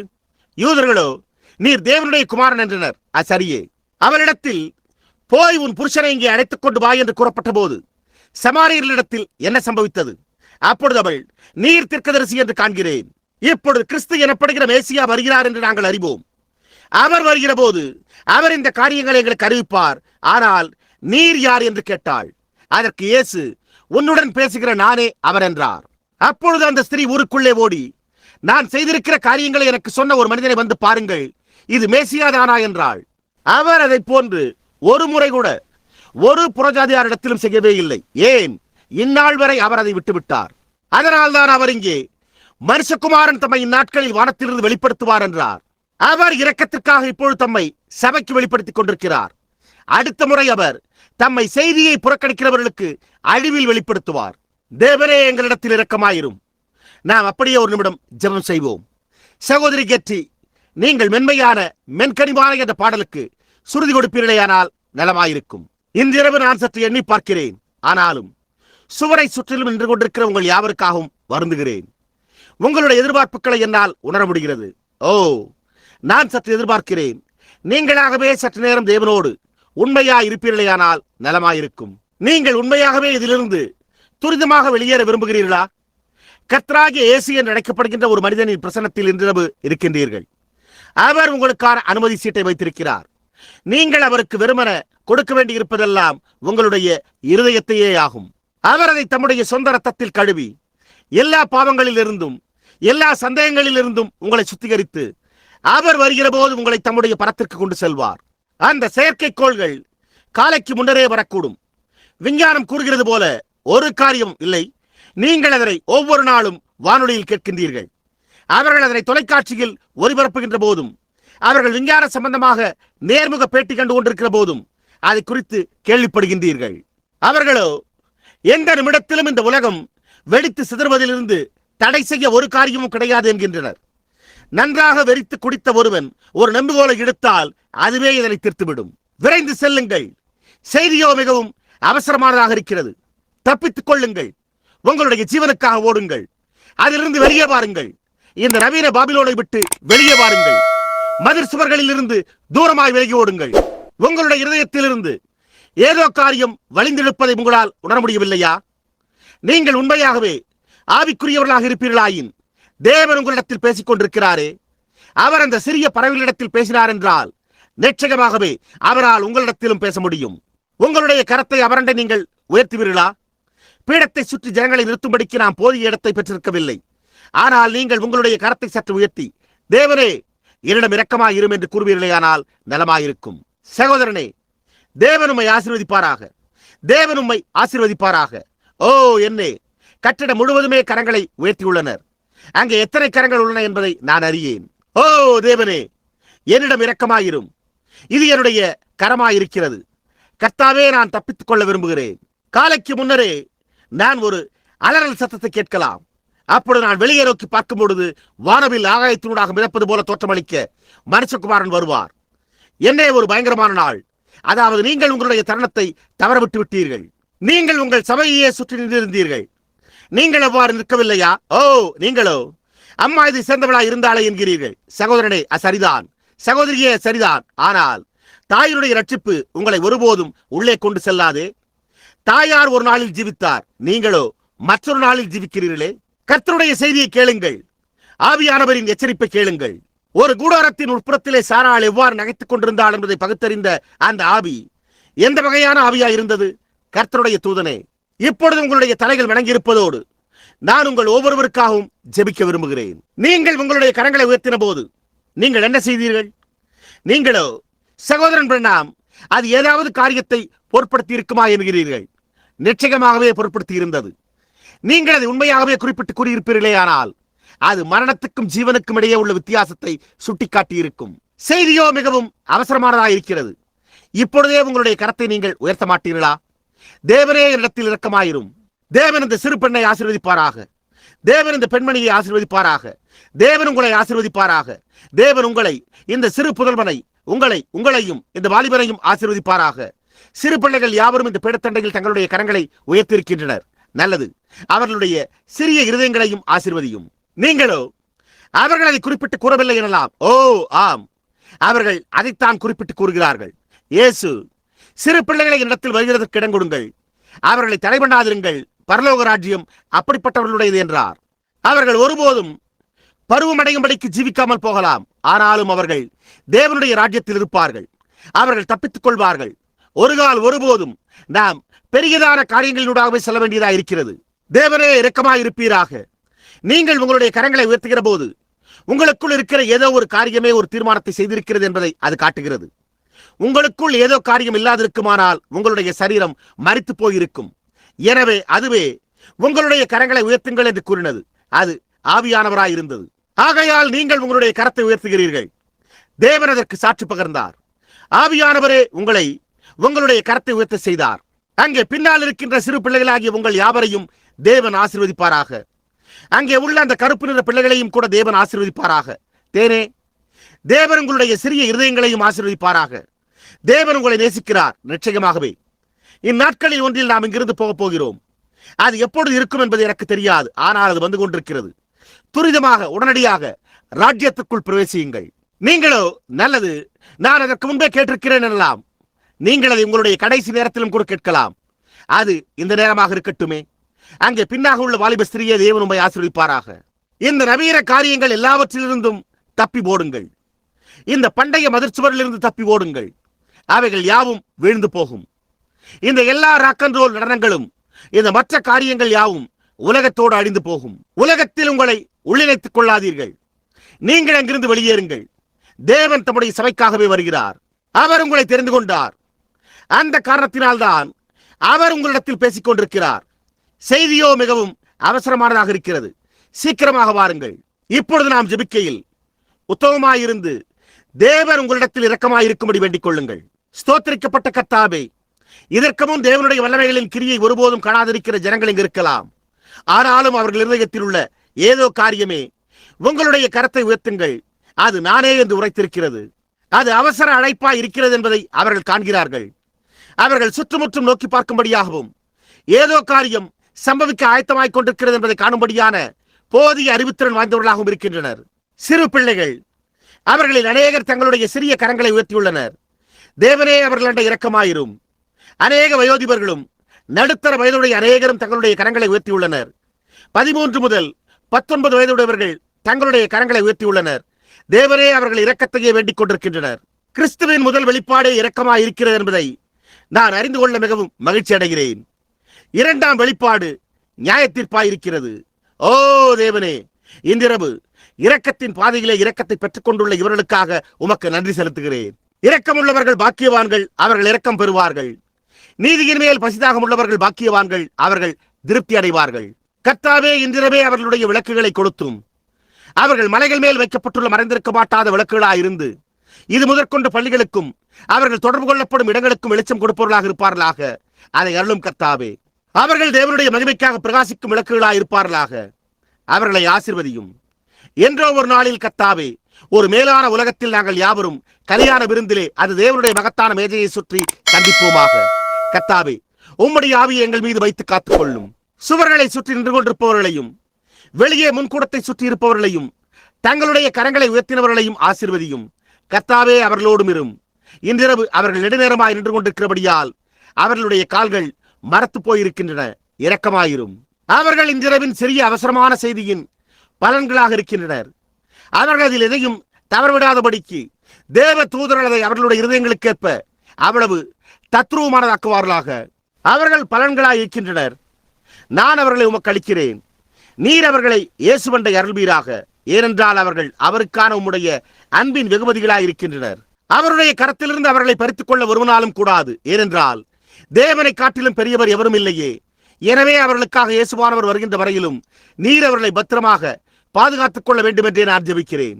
செய்தியானது மிகவும் அவசரமானதாக இருக்கின்றபடியால் கர்த்தாவே, மற்றவர்களும் துரிதமாகவே ஆயத்தப்படுவார்களாக. நாங்கள் அழிவு உண்டாவதற்கு முன்னமே துரிதமாக வெளியேற வேண்டும். இப்பொழுது தேவனாகிய கர்த்தாவே, நீர் உம்முடைய தூதனை, அதாவது ஆபிரகாமோடு அமர்ந்திருந்த அதே ஒருவரை அனுப்பும் என்றே நான் ஜெபிக்கிறேன். அதை அருளும் கர்த்தாவே. அவரால் பின்னாக கூடாரத்தில் இருந்த சாராள் என்ன செய்து கொண்டிருந்தாள் என்பதை கூற முடிந்தது. அவர் உடன்படிக்கையின் தூதனாயிருந்தார். அவர் அக்கறை விடுவதற்கு முன்பாக இரக்கத்தை கொண்டு வந்த தூதனாயிருந்தார்.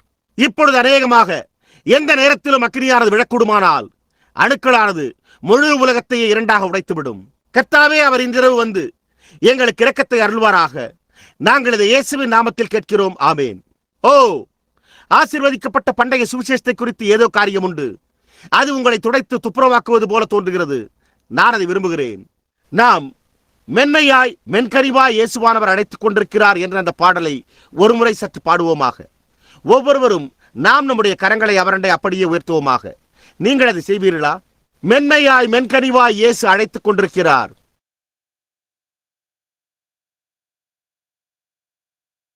அவர் உங்களுக்காகவும் எனக்காகவுமே அழைத்துக் கொண்டிருக்கிறார்.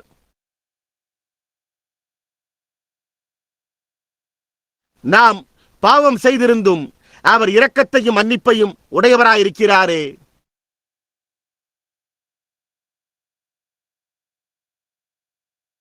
அவர் உங்களுக்காகவும் எனக்காகவும் மன்னிப்பை உடையவராயிருக்கிறாரே. வீட்டிற்கு வாருங்கள், வீட்டிற்கு வாருங்கள். இப்பொழுது கிறிஸ்துவோடு அப்படியே உள்ளே அடைத்துக் கொள்வோம். இளைப்படைந்தோரே, வீட்டிற்கு வாருங்கள். அக்கறையாய் மென்கனிவாய் இயேசுவானவர் அழைத்துக் கொண்டிருக்கிறார்.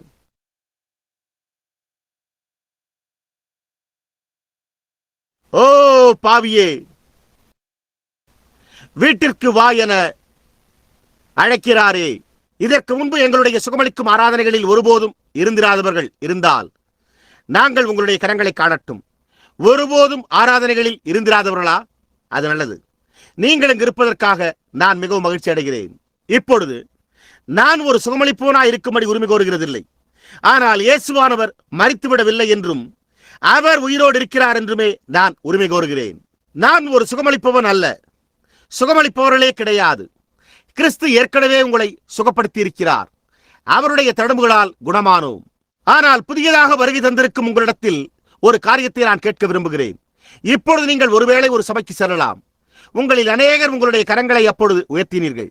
சற்று முன்னர் ஜெபத்திற்காக உங்களுடைய கரம் உயர்த்தப்பட்டது. நீங்கள் ஏதேனும் ஒரு சபையை தெரிந்து கொள்ளவில்லை என்றால் நாங்கள் இங்குள்ள பிரணாம் கூடாரத்திற்கு உங்களை வரவேற்கிறோம். இங்குள்ள எங்கள் அருமையான சகோதரன் ஆர்மன் நெபில் ஒரு தேவபக்தி உள்ள மனிதன். அவர் வேதாகமத்திலிருந்து சத்தியத்தை தவிர வேறெதையும் போதிக்கிறதில்லை. நீங்கள் எங்களுடைய ஐக்கியத்திற்கு வரவேற்கப்படுகிறீர்கள். நாங்கள் வெறுமென ஒரு ஸ்தாபனம் அல்ல. நாம் வெறுமென ஒரு ஐக்கியத்திற்குள்ளாகவே ஒரு சபையாக இருக்கிறோம்.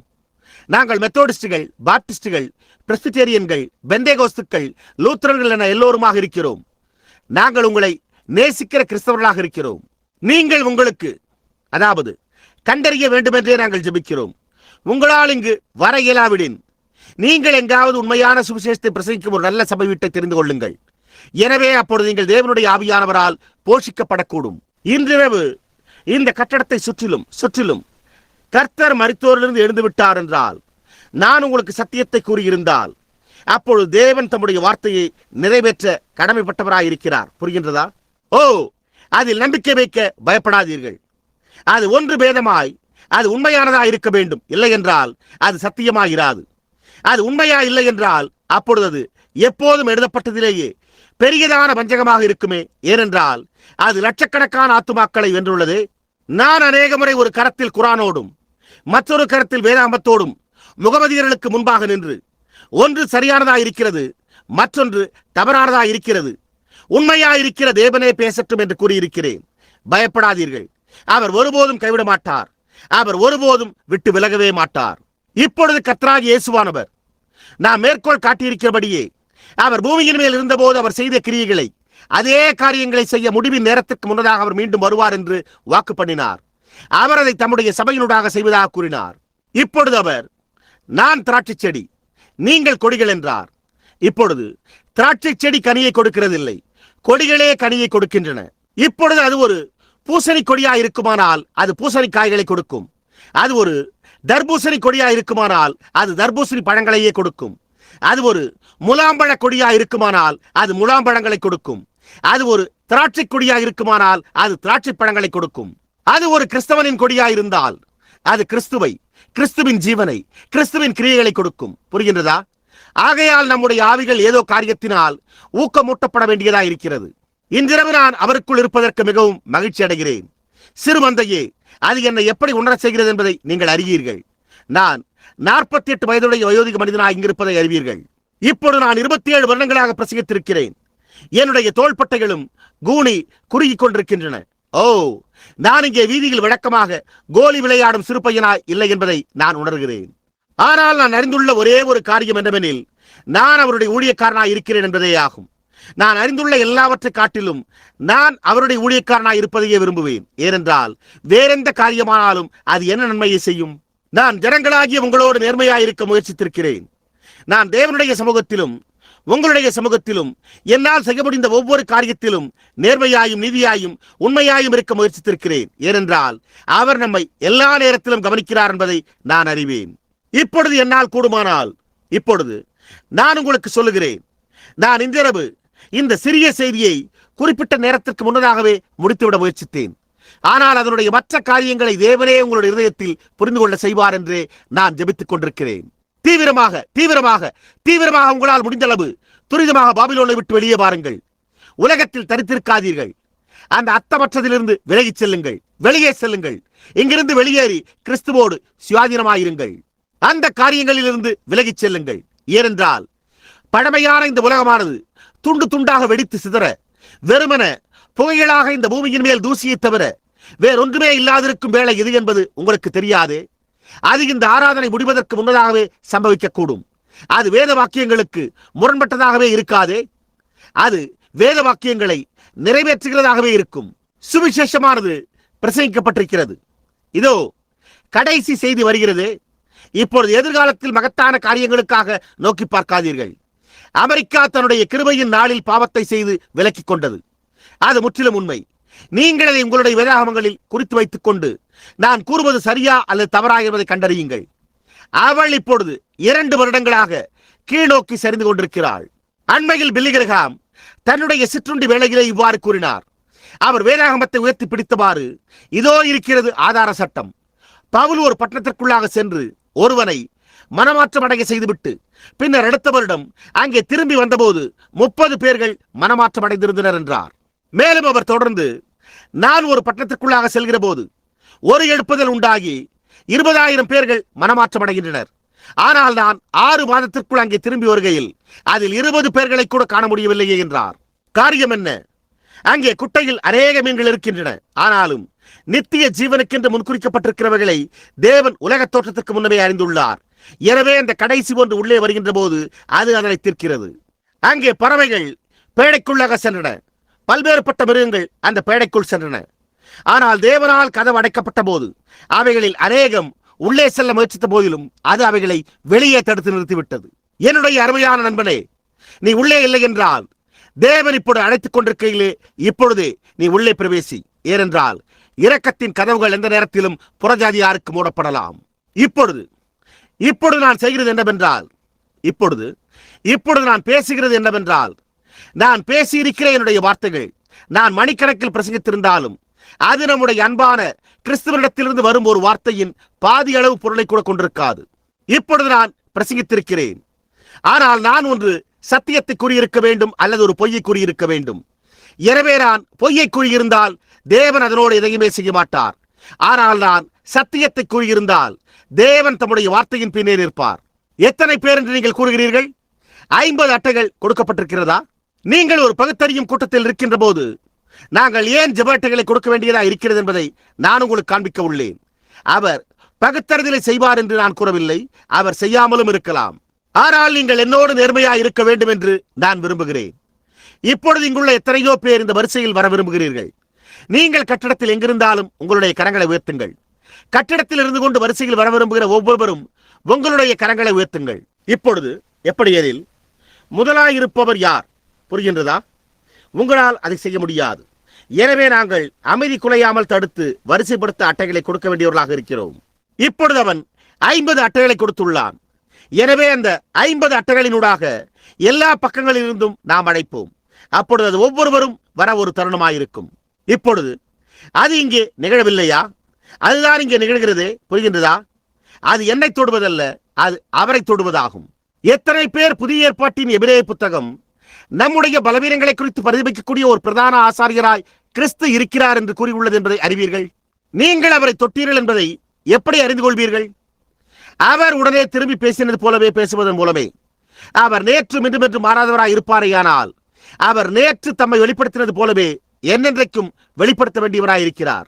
ஆகையால் நீங்கள் பாருங்கள், யூதர்களுக்குள்ளும் மற்றவர்களுக்குமான கடைசி செய்தியை அவர் அதை எப்படி தெரிவித்தார்? இப்பொழுது இது அவர் வேறு ஏதாவது வழியில் ஒரு ஸ்தாபனத்தினூடாக தம்மை வெளிப்படுத்துவாரானால் அவர் அறிதி உள்ளவராயிருப்பார்.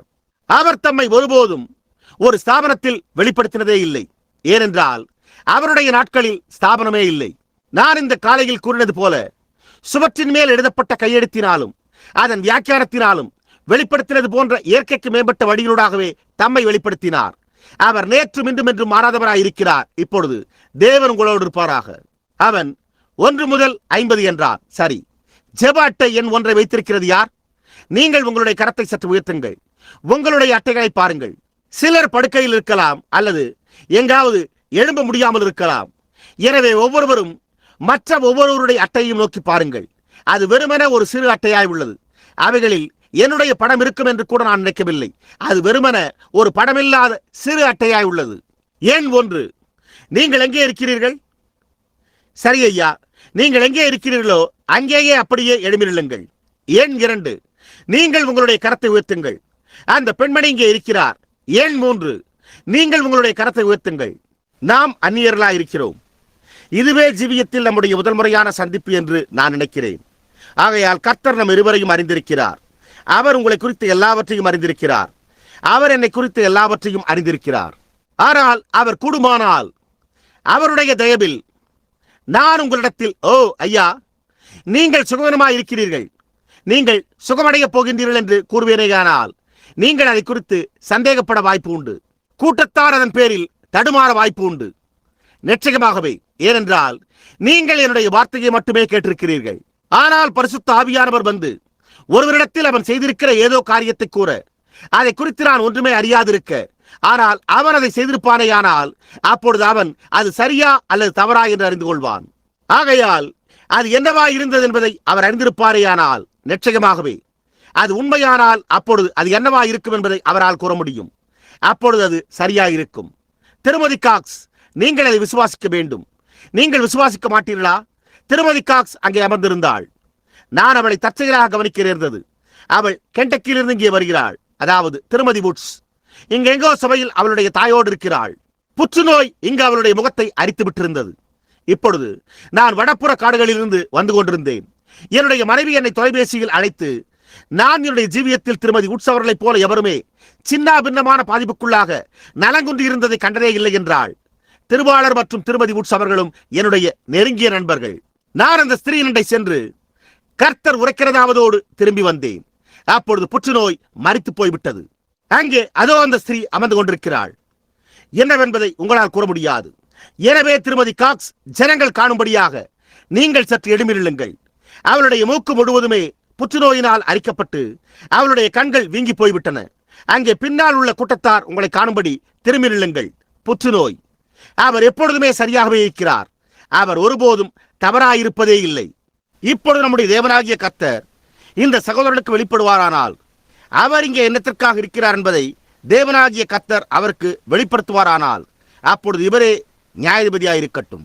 அல்லது அவர் அந்த ஸ்திரீக்கு செய்தது போல, அல்லது நாத்தான்வேல் அவரை கண்டபோது, இல்லை, நாத்தான்வேல் பிலிப்பு நாத்தான்வேலை கண்டபோது அவர் பிலிப்பினிடத்தில் கூறினது போல அவர் கூறுவாரானால் நலமாயிருக்கும். அவர் அதை வெளிப்படுத்துவார். நீங்கள் எல்லோரும் அதை விசுவாசிப்பீர்களா? ஜனங்களே யாவரும் அதை விசுவாசிப்பீர்களா? இந்த மனிதனை குறித்து எனக்கு ஒன்றுமே தெரியாது என்பதை அவர் அறிந்திருக்கிறார். நான் என்னுடைய கரங்களை உயர்த்தியிருக்கிறேன்.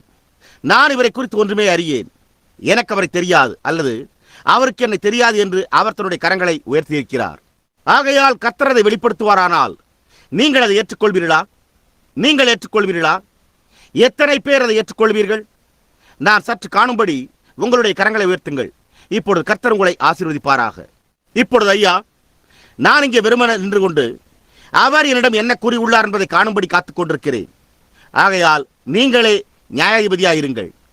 ஒரு மனிதன் கண்களை மூடியிருக்கிறதை எவரேனும் நோக்கி பார்க்க கூடுமானால் அப்பொழுது அது ஒரு மனோதத்துவமாய் இருக்க முடியாது என்பதை நீங்களே காண்பீர்கள். உங்களுடைய கண்கள் மூடியிருப்பதோடு அப்படியே தரித்திருங்கள். நம்முடைய கர்த்தராகிய இயேசு அதை வெளிப்படுத்துவாரானால் நாம் அவருக்கு நன்றி உள்ளவர்களாய் இருப்போம். ஆனால் எனக்கு முன்பாக நிற்கிற மனிதன் இங்கே எதற்காக நிற்கிறார் என்றால், அது அவர் விரும்புகிறதான ஒரு ஆவிக்குரிய பிரகாரமான செயலுக்கான ஜெபத்திற்காகும். அது உண்மை. அது உண்மையானால் ஜனங்கள் காணும்படியாக உங்களுடைய கரத்தை உயர்த்துங்கள். இப்பொழுது நீங்கள் விசுவாசிக்கிறீர்களா? நான் என்னுடைய ஜீவியத்தில் அவரை கண்டதே இல்லை. ஆனால் இங்கேயே அது இருந்தது. ஏதோ காரியம் அவருடைய சிந்தையை தொந்தரவு செய்து கொண்டிருந்தது. இப்பொழுது நான் அவரிடத்தில் அதிகமாக பேசுவேனாகில் அதிகம் கூறப்படும். இப்பொழுது பயபக்தியாயிருங்கள். அந்த தூதன் என்ன செய்தார்?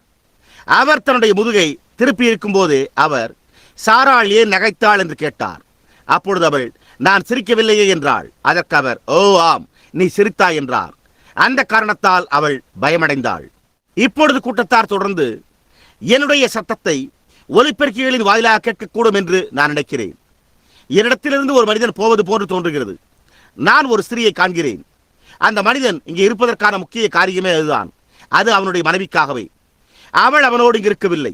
அவளுக்கு பெண்களுக்கான ஒரு கோளாறு, ஸ்திரீகளுக்கான ஒரு கோளாறு உண்டாயிருக்கிறது. அவளுக்கு அவளுடைய முதுகில் கோளாறு உள்ளது. அது உண்மை. நீ இந்த பட்டணத்திலிருந்து வந்திருக்கவில்லை. நீ மார்ஸ்வில்லி என்று அழைக்கப்படுகின்ற வேறொரு பட்டணத்திலிருந்து வந்திருக்கிறாய். அது சரி. இப்பொழுது வீட்டிற்கு சென்று நீர் அதை விசுவாசித்திருக்கிற விதமாகவே அதை கண்டடைவீர். அது கர்த்தருடைய நாமத்தில் அந்த விதமாகவே இருக்கும். தேவன் உம்மை ஆசீர்வதிப்பாராக. அந்த கைக்குட்டையை நீ அதை அவளிடத்தில் கொண்டு செல்ல வேண்டியதில்லை. நீ அதை அவளுக்காக உன்னுடைய சட்டைப்பையில் வைத்திருக்கிறாய். ஆனால் அது உனக்கு தேவையில்லை. நான் உன்னை அறிவேன், ஆனால் நான் உன்னுடைய பெயரை அறியேன். நீ அங்கே அந்த பின்பக்க கதவண்டை நின்று கொண்டிருந்த ஒரு ஸ்திரீயாயிருக்கிறாய். ஒரு நாள் நீ முதல் முறையாக கூடாரத்தண்டை வந்திருந்த போது கர்த்தருடைய தூதனானவர் என்னிடத்தில் வந்து பரிபூர்ண ரகசியமாக இருந்த ஒரு காரியத்தை வெளிப்படுத்தினார். நீ புற்றுநோயிலிருந்து சுகமாக்கப்பட்டாய். அது உண்மை. ஆனால் இப்பொழுது உன்னோடு உள்ள கோளாறு என்ன என்ற சிந்தனையே எனக்கு இல்லை. எனக்கு தெரியாது. நீங்கள் அதை அறிவீர்கள். உங்களோடு உள்ள கோளாறு என்ன என்பதை குறித்த எந்த சிந்தனையும் என்னிடத்தில் இல்லை. ஆனால் கர்த்தர் அதை வெளிப்படுத்துவாரானால் நீங்கள் அதை ஏற்றுக்கொள்வீர்களா? நீங்கள் உங்களுக்காக இங்கு இல்லை. நீங்கள் ஒரு குழந்தைக்காக இங்கு இருக்கிறீர்கள். அந்த குழந்தை அவதியுற்றிருக்கிறது. அதற்கு முதுகுத்தண்டில் வேதனை இருக்கிறது. அதாவது எழும்பி நிற்க முடியாத அல்லது அதை போன்ற ஏதோ ஒரு காரியமாய் உள்ளது. நான் அந்த பிள்ளையின் பெற்றோர்களை ஒரு ஜெபமாலையோடு காண்கிறேன்.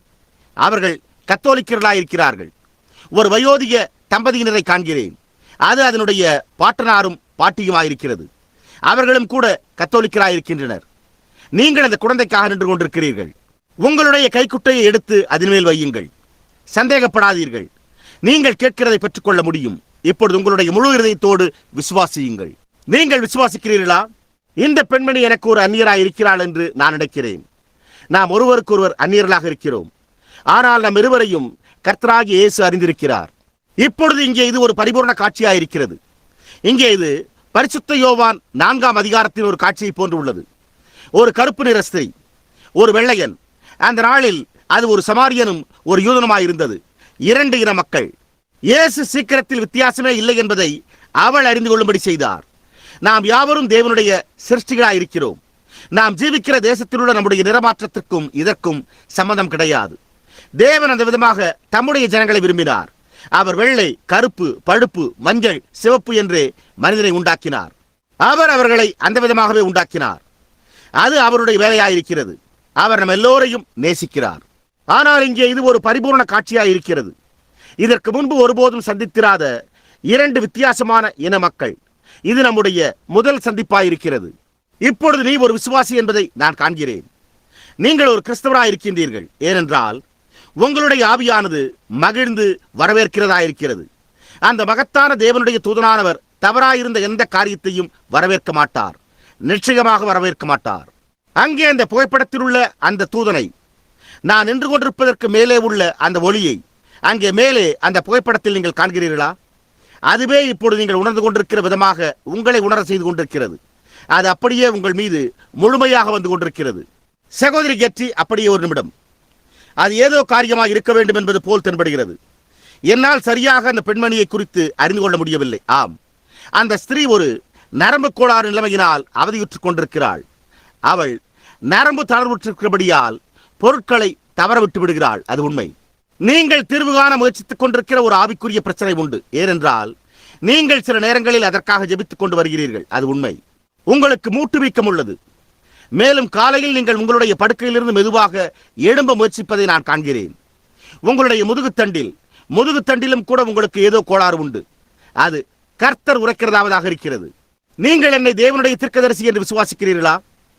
சீமோனை அறிந்திருந்த அதே தேவன் உங்களை அறிந்து கொள்வார் என்று நீங்கள் விசுவாசிக்கிறீர்களா? தேவன் அதை வெளிப்படுத்துவாரானால் நீங்கள் எதை பெற வேண்டுமோ அதை பெற்றுக்கொள்ள அது உங்களை ஒரு திடமான விசுவாசியாக்குமா? அவர்கள் உங்களை செவிலித்தாய் என்று அழைக்கிறார்கள். உங்களுடைய கடைப்பெயர் ஜான்சன். நீங்கள் நியூ ஆல்பனியில் வசிக்கின்றீர்கள். கர்த்தராகிய இயேசுவின் நாமத்தில் வீட்டுக்கு திரும்பி சென்று சுகமாயிருங்கள். ஆமேன். அப்படியே விசுவாசியுங்கள். ஸ்திரீயே, நாம் ஒருவருக்கொருவர் அந்நியர்கள் தானே? நாம் அந்நியர்கள். எனவே ஜனங்கள் காணும்படியாக நீங்கள் உங்களுடைய கரத்தை உயர்த்தி நாம் அந்நியர்களாக இருக்கிறோம் என்று காண்பியுங்கள். இப்பொழுது தேவனாகிய கர்த்தர் நம் இருவரையும் அறிந்திருக்கிறார். அவர் இந்த வேண்டுகோளை அருள்வாரானால் இப்பொழுது அதற்காக நீங்கள் மகிழ்ச்சியாயிருப்பீர்களா? இப்பொழுது உங்களில் சிலர் விசுவாசிக்க துவங்கி இருக்கின்றீர்கள். இப்பொழுது இங்கே இந்த ஸ்திரீக்கு முன்பாக ஒரு வெள்ளைக்கார மனிதன் தொடர்ந்து காட்சியளித்துக் கொண்டே இருக்கிறான். அது அங்கே உட்கார்ந்து கொண்டிருக்கிற மனிதனாயிருக்கிறது. அது சரி. நீர் எங்கே இருக்கிறீரோ அங்கேயே தரித்திருங்கள். உங்களுக்கு சிறுநீரக கோளாறு உண்டு. உங்களுக்கு முதுகிலும் கோளாறு உள்ளது. உங்களுக்கு வயிற்று கோளாறும் உண்டு. அது உண்மை. இப்பொழுது போய் விசுவாசியுங்கள். அது இனி ஒருபோதும் உங்களை தொல்லைப்படுத்தாது. நீங்கள் அப்படியே விசுவாசியுங்கள். நீங்கள் அதை விசுவாசிக்கும்படியாக நான் உங்களுடைய விசுவாசத்திற்கு சவாலிடுகிறேன். எத்தனை பேர் இதை உங்களுடைய முழு இதயத்தோடு விசுவாசிக்கிறீர்கள்? ஆகையால் விசுவாசத்தில் கவனம் வைத்து பிழையுங்கள். எனக்கு முற்றிலும் அந்நியராய் இருக்கிற இந்த ஸ்திரீக்கு நம்முடைய தேவனாகிய கர்த்தர் வெளிப்படுத்துவாரானால் நலமாயிருக்கும். நம்முடைய கரங்கள் மேலே உயர்த்தப்பட்டிருக்கின்றன. நாம் இதற்கு முன்பு ஒருவரை ஒருவர் மனப்பூர்வமாக சந்தித்ததே இல்லை. நம்முடைய தேவனாகிய கர்த்தர் சமாரிய ஸ்திரீக்கு செய்தது போன்று அதே காரியத்தை இந்த ஸ்திரீக்கு வெளிப்படுத்துவாரானால் நலமாயிருக்கும். அப்பொழுது நீங்கள் யாவரும் உங்களுடைய முழு இதயத்தோடு விசுவாசிப்பீர்களா? அப்பொழுது அது இதனை என்றைக்குமாய் உங்களுக்கு தீர்த்து வைக்கும். பாருங்கள், நான் வரவிருக்கின்ற ஒரு கூட்டத்தை உடையவனாயிருக்கிறேன். நான் நாளை தினம் புறப்பட்டு செல்ல வேண்டும். நான் சம்பவிக்கவிருக்கின்ற ஒரு பெரிய கூட்டத்திற்காக வெர்ஜீனியாவுக்கு செல்ல வேண்டியதாக இருக்கிறது. நான் இங்கு நின்று கொண்டு மிகவும் பலவீனம் அடைய விரும்பவில்லை. சரி, நான் அப்படியே இந்த ஸ்திரீயோடு சற்று நேரத்தை எடுத்துக்கொள்ளவிருக்கிறேன். நீங்கள் விசுவாசியுங்கள். எப்பொழுதுமே இந்த ஸ்திரீயை பயங்கரமாக காணக்கூடிய ஒரு இருள் அவளை பின்தொடர்ந்து கொண்டிருக்கிறது. ஓ, அது துக்கமாயிருக்கிறது. உங்களுக்கு ஏதோ கோளாறு இருந்து வருகிறது. நீங்கள் ஒரு குழந்தையை, ஒரு பிள்ளையை இழந்து விட்டீர்கள். அது உண்மை. மேலும் மற்றொரு காரியம், நீங்கள் ஸ்திரீகளுக்கான ஒரு கோளாறினால், பெண்களுக்கான ஒரு கோளாறினாலும், முதுகு தொல்லையினாலும் அவதியுறுகின்றீர்கள். நீங்கள் மயங்கி விடுவது போன்ற ஏதோ ஒரு காரியமும் கூட உங்களுக்கு சம்பவித்திருக்கிறது. ஓ, காக்காய் வலிப்பு. அது உண்மை. நீங்கள் இந்த பட்டணத்திலிருந்து வரவில்லை. நீங்கள் இங்கு வருவதற்கு ஆற்றை கடந்தீர்கள். நீங்கள் லூயிவிலிருந்து வந்திருக்கிறீர்கள். நீங்கள் 1754 என்ற எண் கொண்ட வெஸ்ட் ஓக் தெருவில் வசிக்கிறீர்கள். உங்களுடைய பெயர் மார்கரெட் குயின். சரி, தேவனாகிய கர்த்தாவே, வானங்களையும் பூமியையும் சிருஷ்டித்தவரே, இந்த ஸ்திரீ என்ன வாஞ்சிக்கிறாளோ அதை அருளும். நான் இந்த சத்துரு அவளை விட்டு செல்லும்படியாக இயேசுவின் நாமத்தில் வேண்டிக் கொள்கிறேன். ஆமேன். ஸ்திரீயே, தேவன் உங்களை ஆசீர்வதிப்பாராக. இனி சந்தேகப்படாதீர்கள். போய் நீங்கள் கேட்டிருக்கிறதை இப்பொழுதே பெற்றுக் கொள்ளுங்கள். நீங்கள் உங்களுடைய முழு இதயத்தோடு விசுவாசிக்கிறீர்களா? ஐயா, நீங்கள் எப்படி இருக்கின்றீர்கள்? இதுவே நம்முடைய முதல் முறையான சந்திப்பு என்று நான் நினைக்கிறேன். நம்முடைய தேவனாகிய கர்த்தர் இங்கே கிரியை செய்யவும், நீங்கள் வாஞ்சிக்கிற காரியங்களை உங்களுக்கு அருளவும் இங்கே இருக்கிறார் என்று நீங்கள் விசுவாசிக்கிறீர்களா? நான் உங்களுடைய துணிவை வியந்து பாராட்டுகிறேன். நீங்கள் இங்கே ஒரு முறையான காரியத்திற்காக இங்கே இருக்கிறீர்கள். நீங்கள் குடிப்பழக்கத்தையும் புகைப்பிடிக்கும் பழக்கத்தையும் விட்டுவிட விரும்புகிறீர்கள். பாருங்கள், இது இப்பொழுது உங்களிடத்திலிருந்து போய்விட்டது. போய் வாருங்கள். தேவனுடைய சமாதானம் உங்களோடு இருந்து உங்களை விசுவாசம் உள்ளவராக்குவதாக. தேவன் உங்களோடு இருப்பாராக. நீ விசுவாசிக்க கூடுமானால் எல்லாம் கூடும். நீங்கள் அந்த முதுகு கோளாறிலிருந்து விடுதலை பெற விரும்புகின்றீர்களா? அங்கே போய் அவரை துதியுங்கள். அப்பொழுது நீங்கள் அதிலிருந்து விடுதலை பெறுவீர்கள். போய் அதை உங்களுடைய முழு இருதயத்தோடு விசுவாசியுங்கள். வேதம் நீ விசுவாசிக்க கூடுமானால் என்று உரைத்துள்ளது. பயபக்தியாயிருங்கள். தேவன் செய்து கொண்டிருக்கிறது சத்தியமாய் இருக்க வேண்டும் என்று விசுவாசியுங்கள். நான் உங்களை அறிவேன். நான் உங்களுக்காக ஜெபிக்கப் போகிறேன். நான் உங்களுடைய கோளாறை அறிவேன். தேவனாகிய கர்த்தாவே, இந்த ஸ்திரீயினிடத்தில் இரக்கமாயிருந்து இந்த வேண்டுகோளை அருளும். நான் அதை இயேசுவின் நாமத்தில் வேண்டிக் கொள்கிறேன். ஆமேன். எனக்கு ஞாபகம் இல்லை, உங்களுடைய பெயர் பேக்கரா? அது உண்மை. இப்பொழுது எனக்கு ஞாபகம் வருகிறது. தேவன் உங்களை ஆசீர்வதிப்பாராக. இப்பொழுது ஊக்கமாக சென்று உங்களுடைய முழு இதயத்தோடு அவரை விசுவாசியுங்கள். சரி.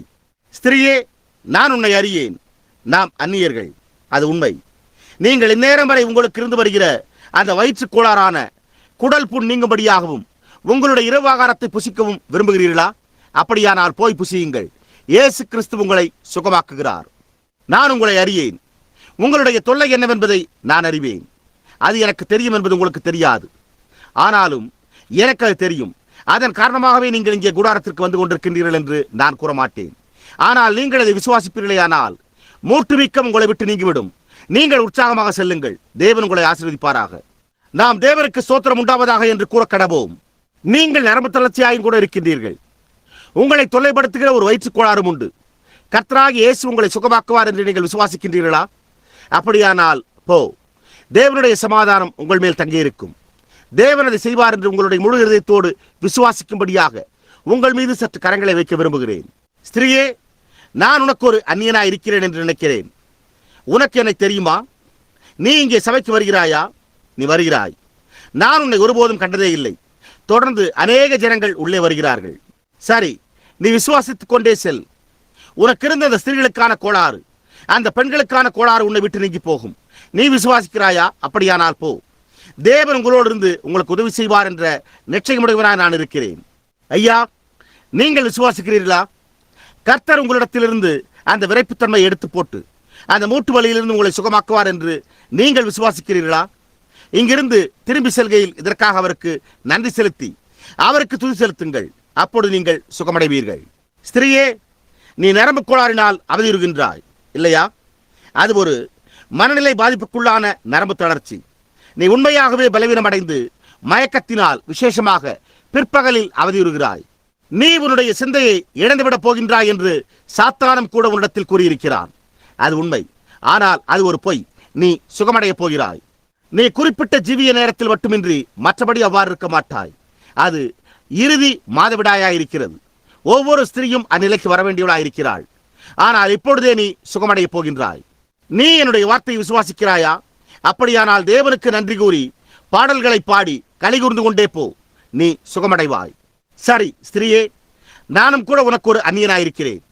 நான் அதை அவரிடத்தில் கூறின போது அது வினோதமான காரியமாயிருந்தது. ஆனால் உனக்கும் சரியாக அதே நரம்பு கோளாறு இருந்தபடியால் அது அதே நேரத்தில் உன்னை விட்டு போய்விட்டது. இப்பொழுது நீ உன்னுடைய சாலையில் செல்லும் போது உன்னுடைய முழு இருதயத்தோடு விசுவாசி. அப்பொழுது நீ சுகமடைவாய். ஆமேன். போய் உன்னுடைய முழு இருதயத்தோடு விசுவாசி. ஸ்திரீயே, நான் உன்னை அறிவேன். நான் உங்களுடைய முகத்தை நன்கு அறிந்திருக்கிறேன். ஆனால் எனக்கு தெரியவில்லை. தேவன் உங்களை சுகப்படுத்துவார் என்று நீங்கள் விசுவாசிக்கிறீர்களா? இப்பொழுது நீங்கள் யாராய் இருக்கிறீர்கள் என்பதை நான் அறிவேன். நீங்கள் இங்கே கூடாரத்திற்கு வருகிற ஒரு பெண்மணியாய் இருக்கிறீர்கள். தேவன் உங்களை சுகப்படுத்துவார் என்று நீங்கள் விசுவாசிக்கிறீர்களா? நான் உங்களுக்காக சற்று ஜெபிக்கட்டும். தேவனாகிய கர்த்தாவே, வானங்களையும் பூமியையும் சிருஷ்டித்தவரே, இந்த ஸ்திரீயை சுகப்படுத்தும் என்று இயேசுவின் நாமத்தில் நான் ஜெபிக்கிறேன். ஆமென். சந்தேகப்படாதீர்கள். அந்த ஸ்திரீயினுடைய பெயரை என்னால் நினைவில் கொள்ள முடியவில்லை. ஆனால் அவள் யார் என்பதை நான் அறிவேன். இங்கே கூட்டத்தில் உள்ள ஜனங்களாகிய உங்களை குறித்து என்ன? நீங்கள் விசுவாசித்துக் கொண்டிருக்கிறீர்களா? இப்பொழுது மிகவும் அமைதியாய் அமர்ந்திருங்கள். உண்மையான பயபக்தியோடு இருங்கள். இங்கே இந்த திசையில் யாரோ ஒருவர் இருக்கிறார். நீங்கள் அதை விசுவாசிக்கும்படி இயேசு கிறிஸ்துவின் நாமத்தில் உங்களுடைய விசுவாசத்திற்கு நான் சவாலிடுகிறேன்.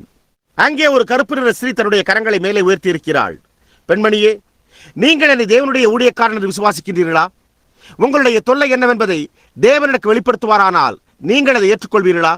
நீங்கள் உங்களுக்காகவும் அந்த சிறு பெண்ணிற்காகவும் ஜெபிக்க விரும்புகிறீர்கள். உங்களுடைய கண்களுக்காகவே அங்கே அமர்ந்திருக்கிறீர்கள். அது உண்மை. நீங்கள் உங்களுடைய கரத்தை அந்த குழந்தையின் மீது வைத்து உங்களுடைய முழு இதயத்தோடு விசுவாசியுங்கள். தேவனாகிய கர்த்தாவே அவர்கள் அதை பெற்றுக்கொள்ள வேண்டும் என்று இயேசுவின் நாமத்தில் நான் ஜெபிக்கிறேன். ஆமென். நீங்கள் விசுவாசிக்கிறீர்களா? இந்த கருப்பு நிற தலையுடைய நபருக்கு அருகே கர்த்தருடைய தூதனானவர் நின்று கொண்டிருக்கிறார். அவர் இங்கே சபைக்கு வருகிறார் என்று நான் நினைக்கிறேன். ஆனால் எனக்கு உறுதியாக தெரியவில்லை. ஐயா, நான் உங்களை அறிந்திருந்தாலும் தேவன் உங்களுடைய கோளாறு என்னவென்பதை வெளிப்படுத்தினால் ஒழிய அது என்னவென்பதை நான் அறியேன். ஆனால் இங்கே அவருடைய இரக்கம் கொஞ்சம் நின்று கொண்டிருக்கிறது. உங்களுடைய பாதத்தில், இடது பாதத்தில் உங்களுக்கு புண் இருக்கிறது. அது உண்மை. உங்களுடைய விசுவாசம் ஏதோ காரியத்தை தொட்டுவிட்டது. மேலே உள்ள இந்த பிரிவில் இருக்கும் உங்களை குறித்து என்ன? நீங்கள் விசுவாசிக்கிறீர்களா? அப்படியானால் விசுவாசமுடையவர்களாக இருங்கள். சந்தேகப்படாதீர்கள். இதோ ஒரு கருப்பு தொப்பியோடு மூக்கு கடாடி அணிந்தவளா இங்கே ஒரு ஸ்திரீ அமர்ந்திருக்கிறாள். ஸ்திரீயே, நீ ஒரு ஜெப அட்டையை வைத்திருக்கிறாயா? அங்கே அந்த சிறு பையனுக்கு பின்னால் உள்ள வரிசையின் கடைசியில் உள்ளவரே, உங்களைத்தான். நீங்கள் ஒரு ஜெப அட்டையை வைத்திருக்கிறீர்களா? உங்களிடத்தில் ஜெப அட்டை இல்லை. நீங்கள் என்னை தேவனுடைய தீர்க்கதரிசி என்று விசுவாசிக்கின்றீர்களா? உங்களுடைய தொல்லை என்னவென்பதை தேவன் எனக்கு வெளிப்படுத்துவாரானால் அப்பொழுது நீங்கள் அதை ஏற்றுக்கொள்வீர்களா? உங்களுக்கு இருதய கோளாறு உள்ளது. அது உங்களுக்கு அடுத்து அமர்ந்துள்ள உங்களுடைய கணவனாய் உள்ளது. அவருக்கு சுரப்பி கோளாறு உள்ளது. இப்பொழுது போய் விசுவாசியுங்கள். அவரை விசுவாசிக்கிறவர்கள் யார்? இங்கே அமர்ந்திருக்கிற இந்த கருப்பு நிற மனிதனை குறித்து என்ன? ஐயா, நீர் விசுவாசிக்கிறீரா? நீங்கள் என்னை அவருடைய ஊழியக்காரன் என்று விசுவாசிக்கிறீர்களா? உங்களுக்கு ஜெபம் தேவையாயிருக்கிறது இல்லையா? தேவன் எனக்கு வெளிப்படுத்துவாரானால் நீங்கள் அதை விசுவாசித்து அதை ஏற்றுக்கொள்வீர்களா? உங்களுக்கு எலும்பு உட்புழை கோளாறு உள்ளது. உங்களுக்கு குடர் சரிவு உள்ளது. அது உண்மை. அங்கே உள்ள உங்களை குறித்து என்ன? நீங்கள் விசுவாசிக்கிறீர்களா? இங்கே இந்த ஸ்திரீக்கு பின்னால் மற்றொரு கருப்பு நிற ஸ்திரீ இருக்கிறாள். சகோதரியே, உங்களுடைய கரத்தை மேலே உயர்த்தியிருக்கிறீர்கள். உங்களுக்கு கர்த்தரிடத்திலிருந்து ஏதோ காரியம் தேவையாயிருக்கிறதா? நீங்கள் என்னை அவருடைய ஊழியக்காரன் என்று விசுவாசிக்கின்றீர்களா? அது ஒரு குரல் சம்பந்தமான கோளாறாய் உள்ளது. நீங்கள் அதனால் அவதியுற்றுக் கொண்டிருக்கிறீர்கள். அது உண்மை. அவர் உங்களை சுகமாக்கி விட்டார் என்று நீங்கள் விசுவாசிக்கிறீர்களா? அங்கே உங்களிடத்திலிருந்து வலப்புறமாக பின்னாக நோக்கி பார்த்தால் அங்கே உங்களிடத்திலிருந்து வரிசையின் கடைசியில் உள்ள கிட்டத்தட்ட 1, 2, 3, 4, 5 பேர்கள் அங்கே பின்னால் உள்ளவர்கள். உங்களுக்கு குரல் விளை குருத்தெலும்பு கோளாறு உள்ளது. தேவன் உங்களை சுகப்படுத்துவார் என்று நீங்கள் விசுவாசிக்கிறீர்களா? இங்கே பின்னால் உள்ளவரை குறித்து என்ன? இங்கே வரிசையின் பின்னால் உள்ள இருக்கையின் கடைசியில் அமர்ந்துள்ள மனிதன். உங்களுக்கு பெருங்குடல் சீடு புண்ணால் பாதிக்கப்பட்டு வீக்கமடைந்துள்ளது. ஐயா, அது உண்மை. தேவன் உங்களை சுகப்படுத்துவார் என்று நீங்கள் விசுவாசிக்கிறீர்களா? அப்படியானால் எழுந்து நின்று கர்த்தராகிய இயேசுவின் நாமத்தில் அதை ஏற்றுக்கொள்ளுங்கள். தேவன் உங்களை ஆசீர்வதிப்பாராக. நான் உங்களை ஒருபோதும் கண்டதே இல்லை. நீங்கள் எனக்கு ஒரு அந்நியராய் இருக்கின்றீர்கள். ஆனால் தேவன் உங்களை அறிந்திருக்கிறார். நீங்கள் ஒவ்வொருவரும் அதை விசுவாசிக்கின்றீர்களா? இரக்கத்தில் ஆபிரகாமிடத்திற்கு வந்து சாராளின் சிந்தனைகளின் அந்தரங்கங்களை அறிந்த அதே தேவனுடைய தூதனானவர், அதே ஒருவர் இங்கே பூமியின் மேல் நின்று சிந்தனைகளின் அந்தரங்கங்களை அறிந்து கொள்ள அவர் இப்பொழுது இங்கே இருக்கிறார் என்று நீங்கள் விசுவாசிக்கவில்லையா? அதே தேவன் உலகமானது ஒரு அடிவில் சுட்டரிக்கப்படுவதற்கு சற்று முன்னர் மீண்டுமாக இங்கே இருக்கிறார் என்று நீங்கள் விசுவாசிக்கவில்லையா? அப்படியானால் நாம் அவரை ஏற்றுக்கொள்வோமாக. நாம் அவரை விசுவாசிப்போமாக. நாம் அவரை நம்முடைய சுகமளிப்பவராக இப்பொழுதே ஏற்றுக்கொள்வோம். உங்களில் எத்தனை பேர் அதை விசுவாசிப்பீர்கள்? வேதம் விசுவாசிக்கிறவர்களால் நடக்கும் அடையாளங்கள் என்று இதை கூறியுள்ளது. ஆகையால் நீங்கள் விசுவாசிகளாய் இருந்தால் உங்களுடைய கரங்களை ஒருவர் மீது ஒருவர் வையுங்கள். உங்களுக்கு அடுத்துள்ள நபருக்காக நீங்கள் ஜெபியுங்கள். அடுத்த ஒருவர் உங்களுக்கு ஜெபிக்கின்ற உங்களுக்கு ஜெபிப்பார். நீங்கள் ஒவ்வொருவரும் கட்டடத்தில் எங்கே இருந்தாலும் இப்பொழுது ஒருவருக்காக ஒருவர் ஜெபியுங்கள். நான் இந்த விசுவாசத்திற்கு சவாலிடுகிறேன். அங்கே எலும்புருக்கி நோயோடு உள்ள அம்மாளே, அதை குறித்து மறந்துவிடு. நீ சுகமாக்கப்பட்டிருக்கிறாய். ஐயா, அங்கே அமர்ந்திருக்கும் உங்களுக்கு சரீர பிரகாரமான பலவீன கோளாறு உள்ளது. எனவே நீங்கள் இரவு நேரங்களில் எழுந்து கொள்கின்றீர்கள். அதை மறந்துவிடுங்கள். இனி நீங்கள் அவ்விதம் செய்ய வேண்டியதாக இருக்காது. தேவன் உங்களை ஆசீர்வதிப்பாராக. நீங்கள் விசுவாசமாய் செயல்படும்படிக்கு உங்களுக்கு சவாலிடுகிறேன். நீங்கள் அதை செய்கின்றீர்களா? அப்படியானால் உங்களுடைய சொந்த வழியில் நீங்கள் ஒவ்வொருவரும் ஜெபம் செய்யுங்கள். நான் உங்கள் எல்லோருக்காகவும் ஜெபிக்கையில் உங்களுடைய கரங்களை யாரோ ஒருவர் மீது வையுங்கள். உங்களுக்கு அடுத்தபடியாக உள்ள யாரோ ஒருவருக்காக ஜெபியுங்கள். தேவனாகிய கர்த்தாவே, வானங்களையும் பூமியையும் சிருஷ்டித்தவரே, நித்திய ஜீவனின் காரணரே, ஒவ்வொரு நன்மையான ஈவையும் தருபவரே, இந்த ஜனங்களின் மீது இப்பொழுதே உம்முடைய ஆவியை அனுப்பும். நான் பிசாசின் கிரியைகளை கடிந்து கொள்ளுகிறேன். ஏனென்றால் பிசாசு வெளிப்படுத்தப்பட்டான். சாத்தானே, நீ இனி ஒருபோதும் அவர்களை பிடித்து வைத்துக் கொள்ள முடியாது. அவர்களுடைய விசுவாசம் உயர்ந்து கொண்டிருக்கிறது. அவர்கள் தங்களுடைய கரங்களை ஒருவர் மற்றொருவர் மேல் வைத்திருக்கிறார்கள். நீ யுத்தத்தில் தோற்றோடி போய்விட்டாய் என்றும் நியாய தீர்ப்பு சமீபமாய் இருக்கிறது என்றும் நான் உனக்கு சவாலிடுகிறேன். இயேசு கிறிஸ்துவின் நாமத்தில் அவர்களை விட்டு வெளியே வா. இயேசுவின் நாமத்தில் அவர்களை விட்டு வெளியே போ. நீங்கள் அவரை நேசிக்கிறீர்களா? உங்களுடைய கரங்களை உயர்த்தி உங்களுடைய சுகத்திற்காக அவருக்கு துதி செலுத்துங்கள். நீங்கள் ஒரு முடவனாயிருந்தால் உங்களுடைய காலூன்றி எழும்பி நில்லுங்கள். கிறிஸ்து உங்களை சுகமாக்குகிறார். நீங்கள் முடமாய் இருந்தால் உங்களுடைய முடமான கரங்களை உயர்த்துங்கள். அது சரியாகிவிடும். இதோ இங்கே முடமான ஒரு ஸ்திரீ எழும்புகிறாள். கர்த்தருக்கு ஸ்தோத்திரம். நாம் ஒவ்வொருவரும் கர்த்தாவே ஸ்தோத்திரம் என்று கூறுவோமாக. ஆமென். சகோதரன் நெபில்.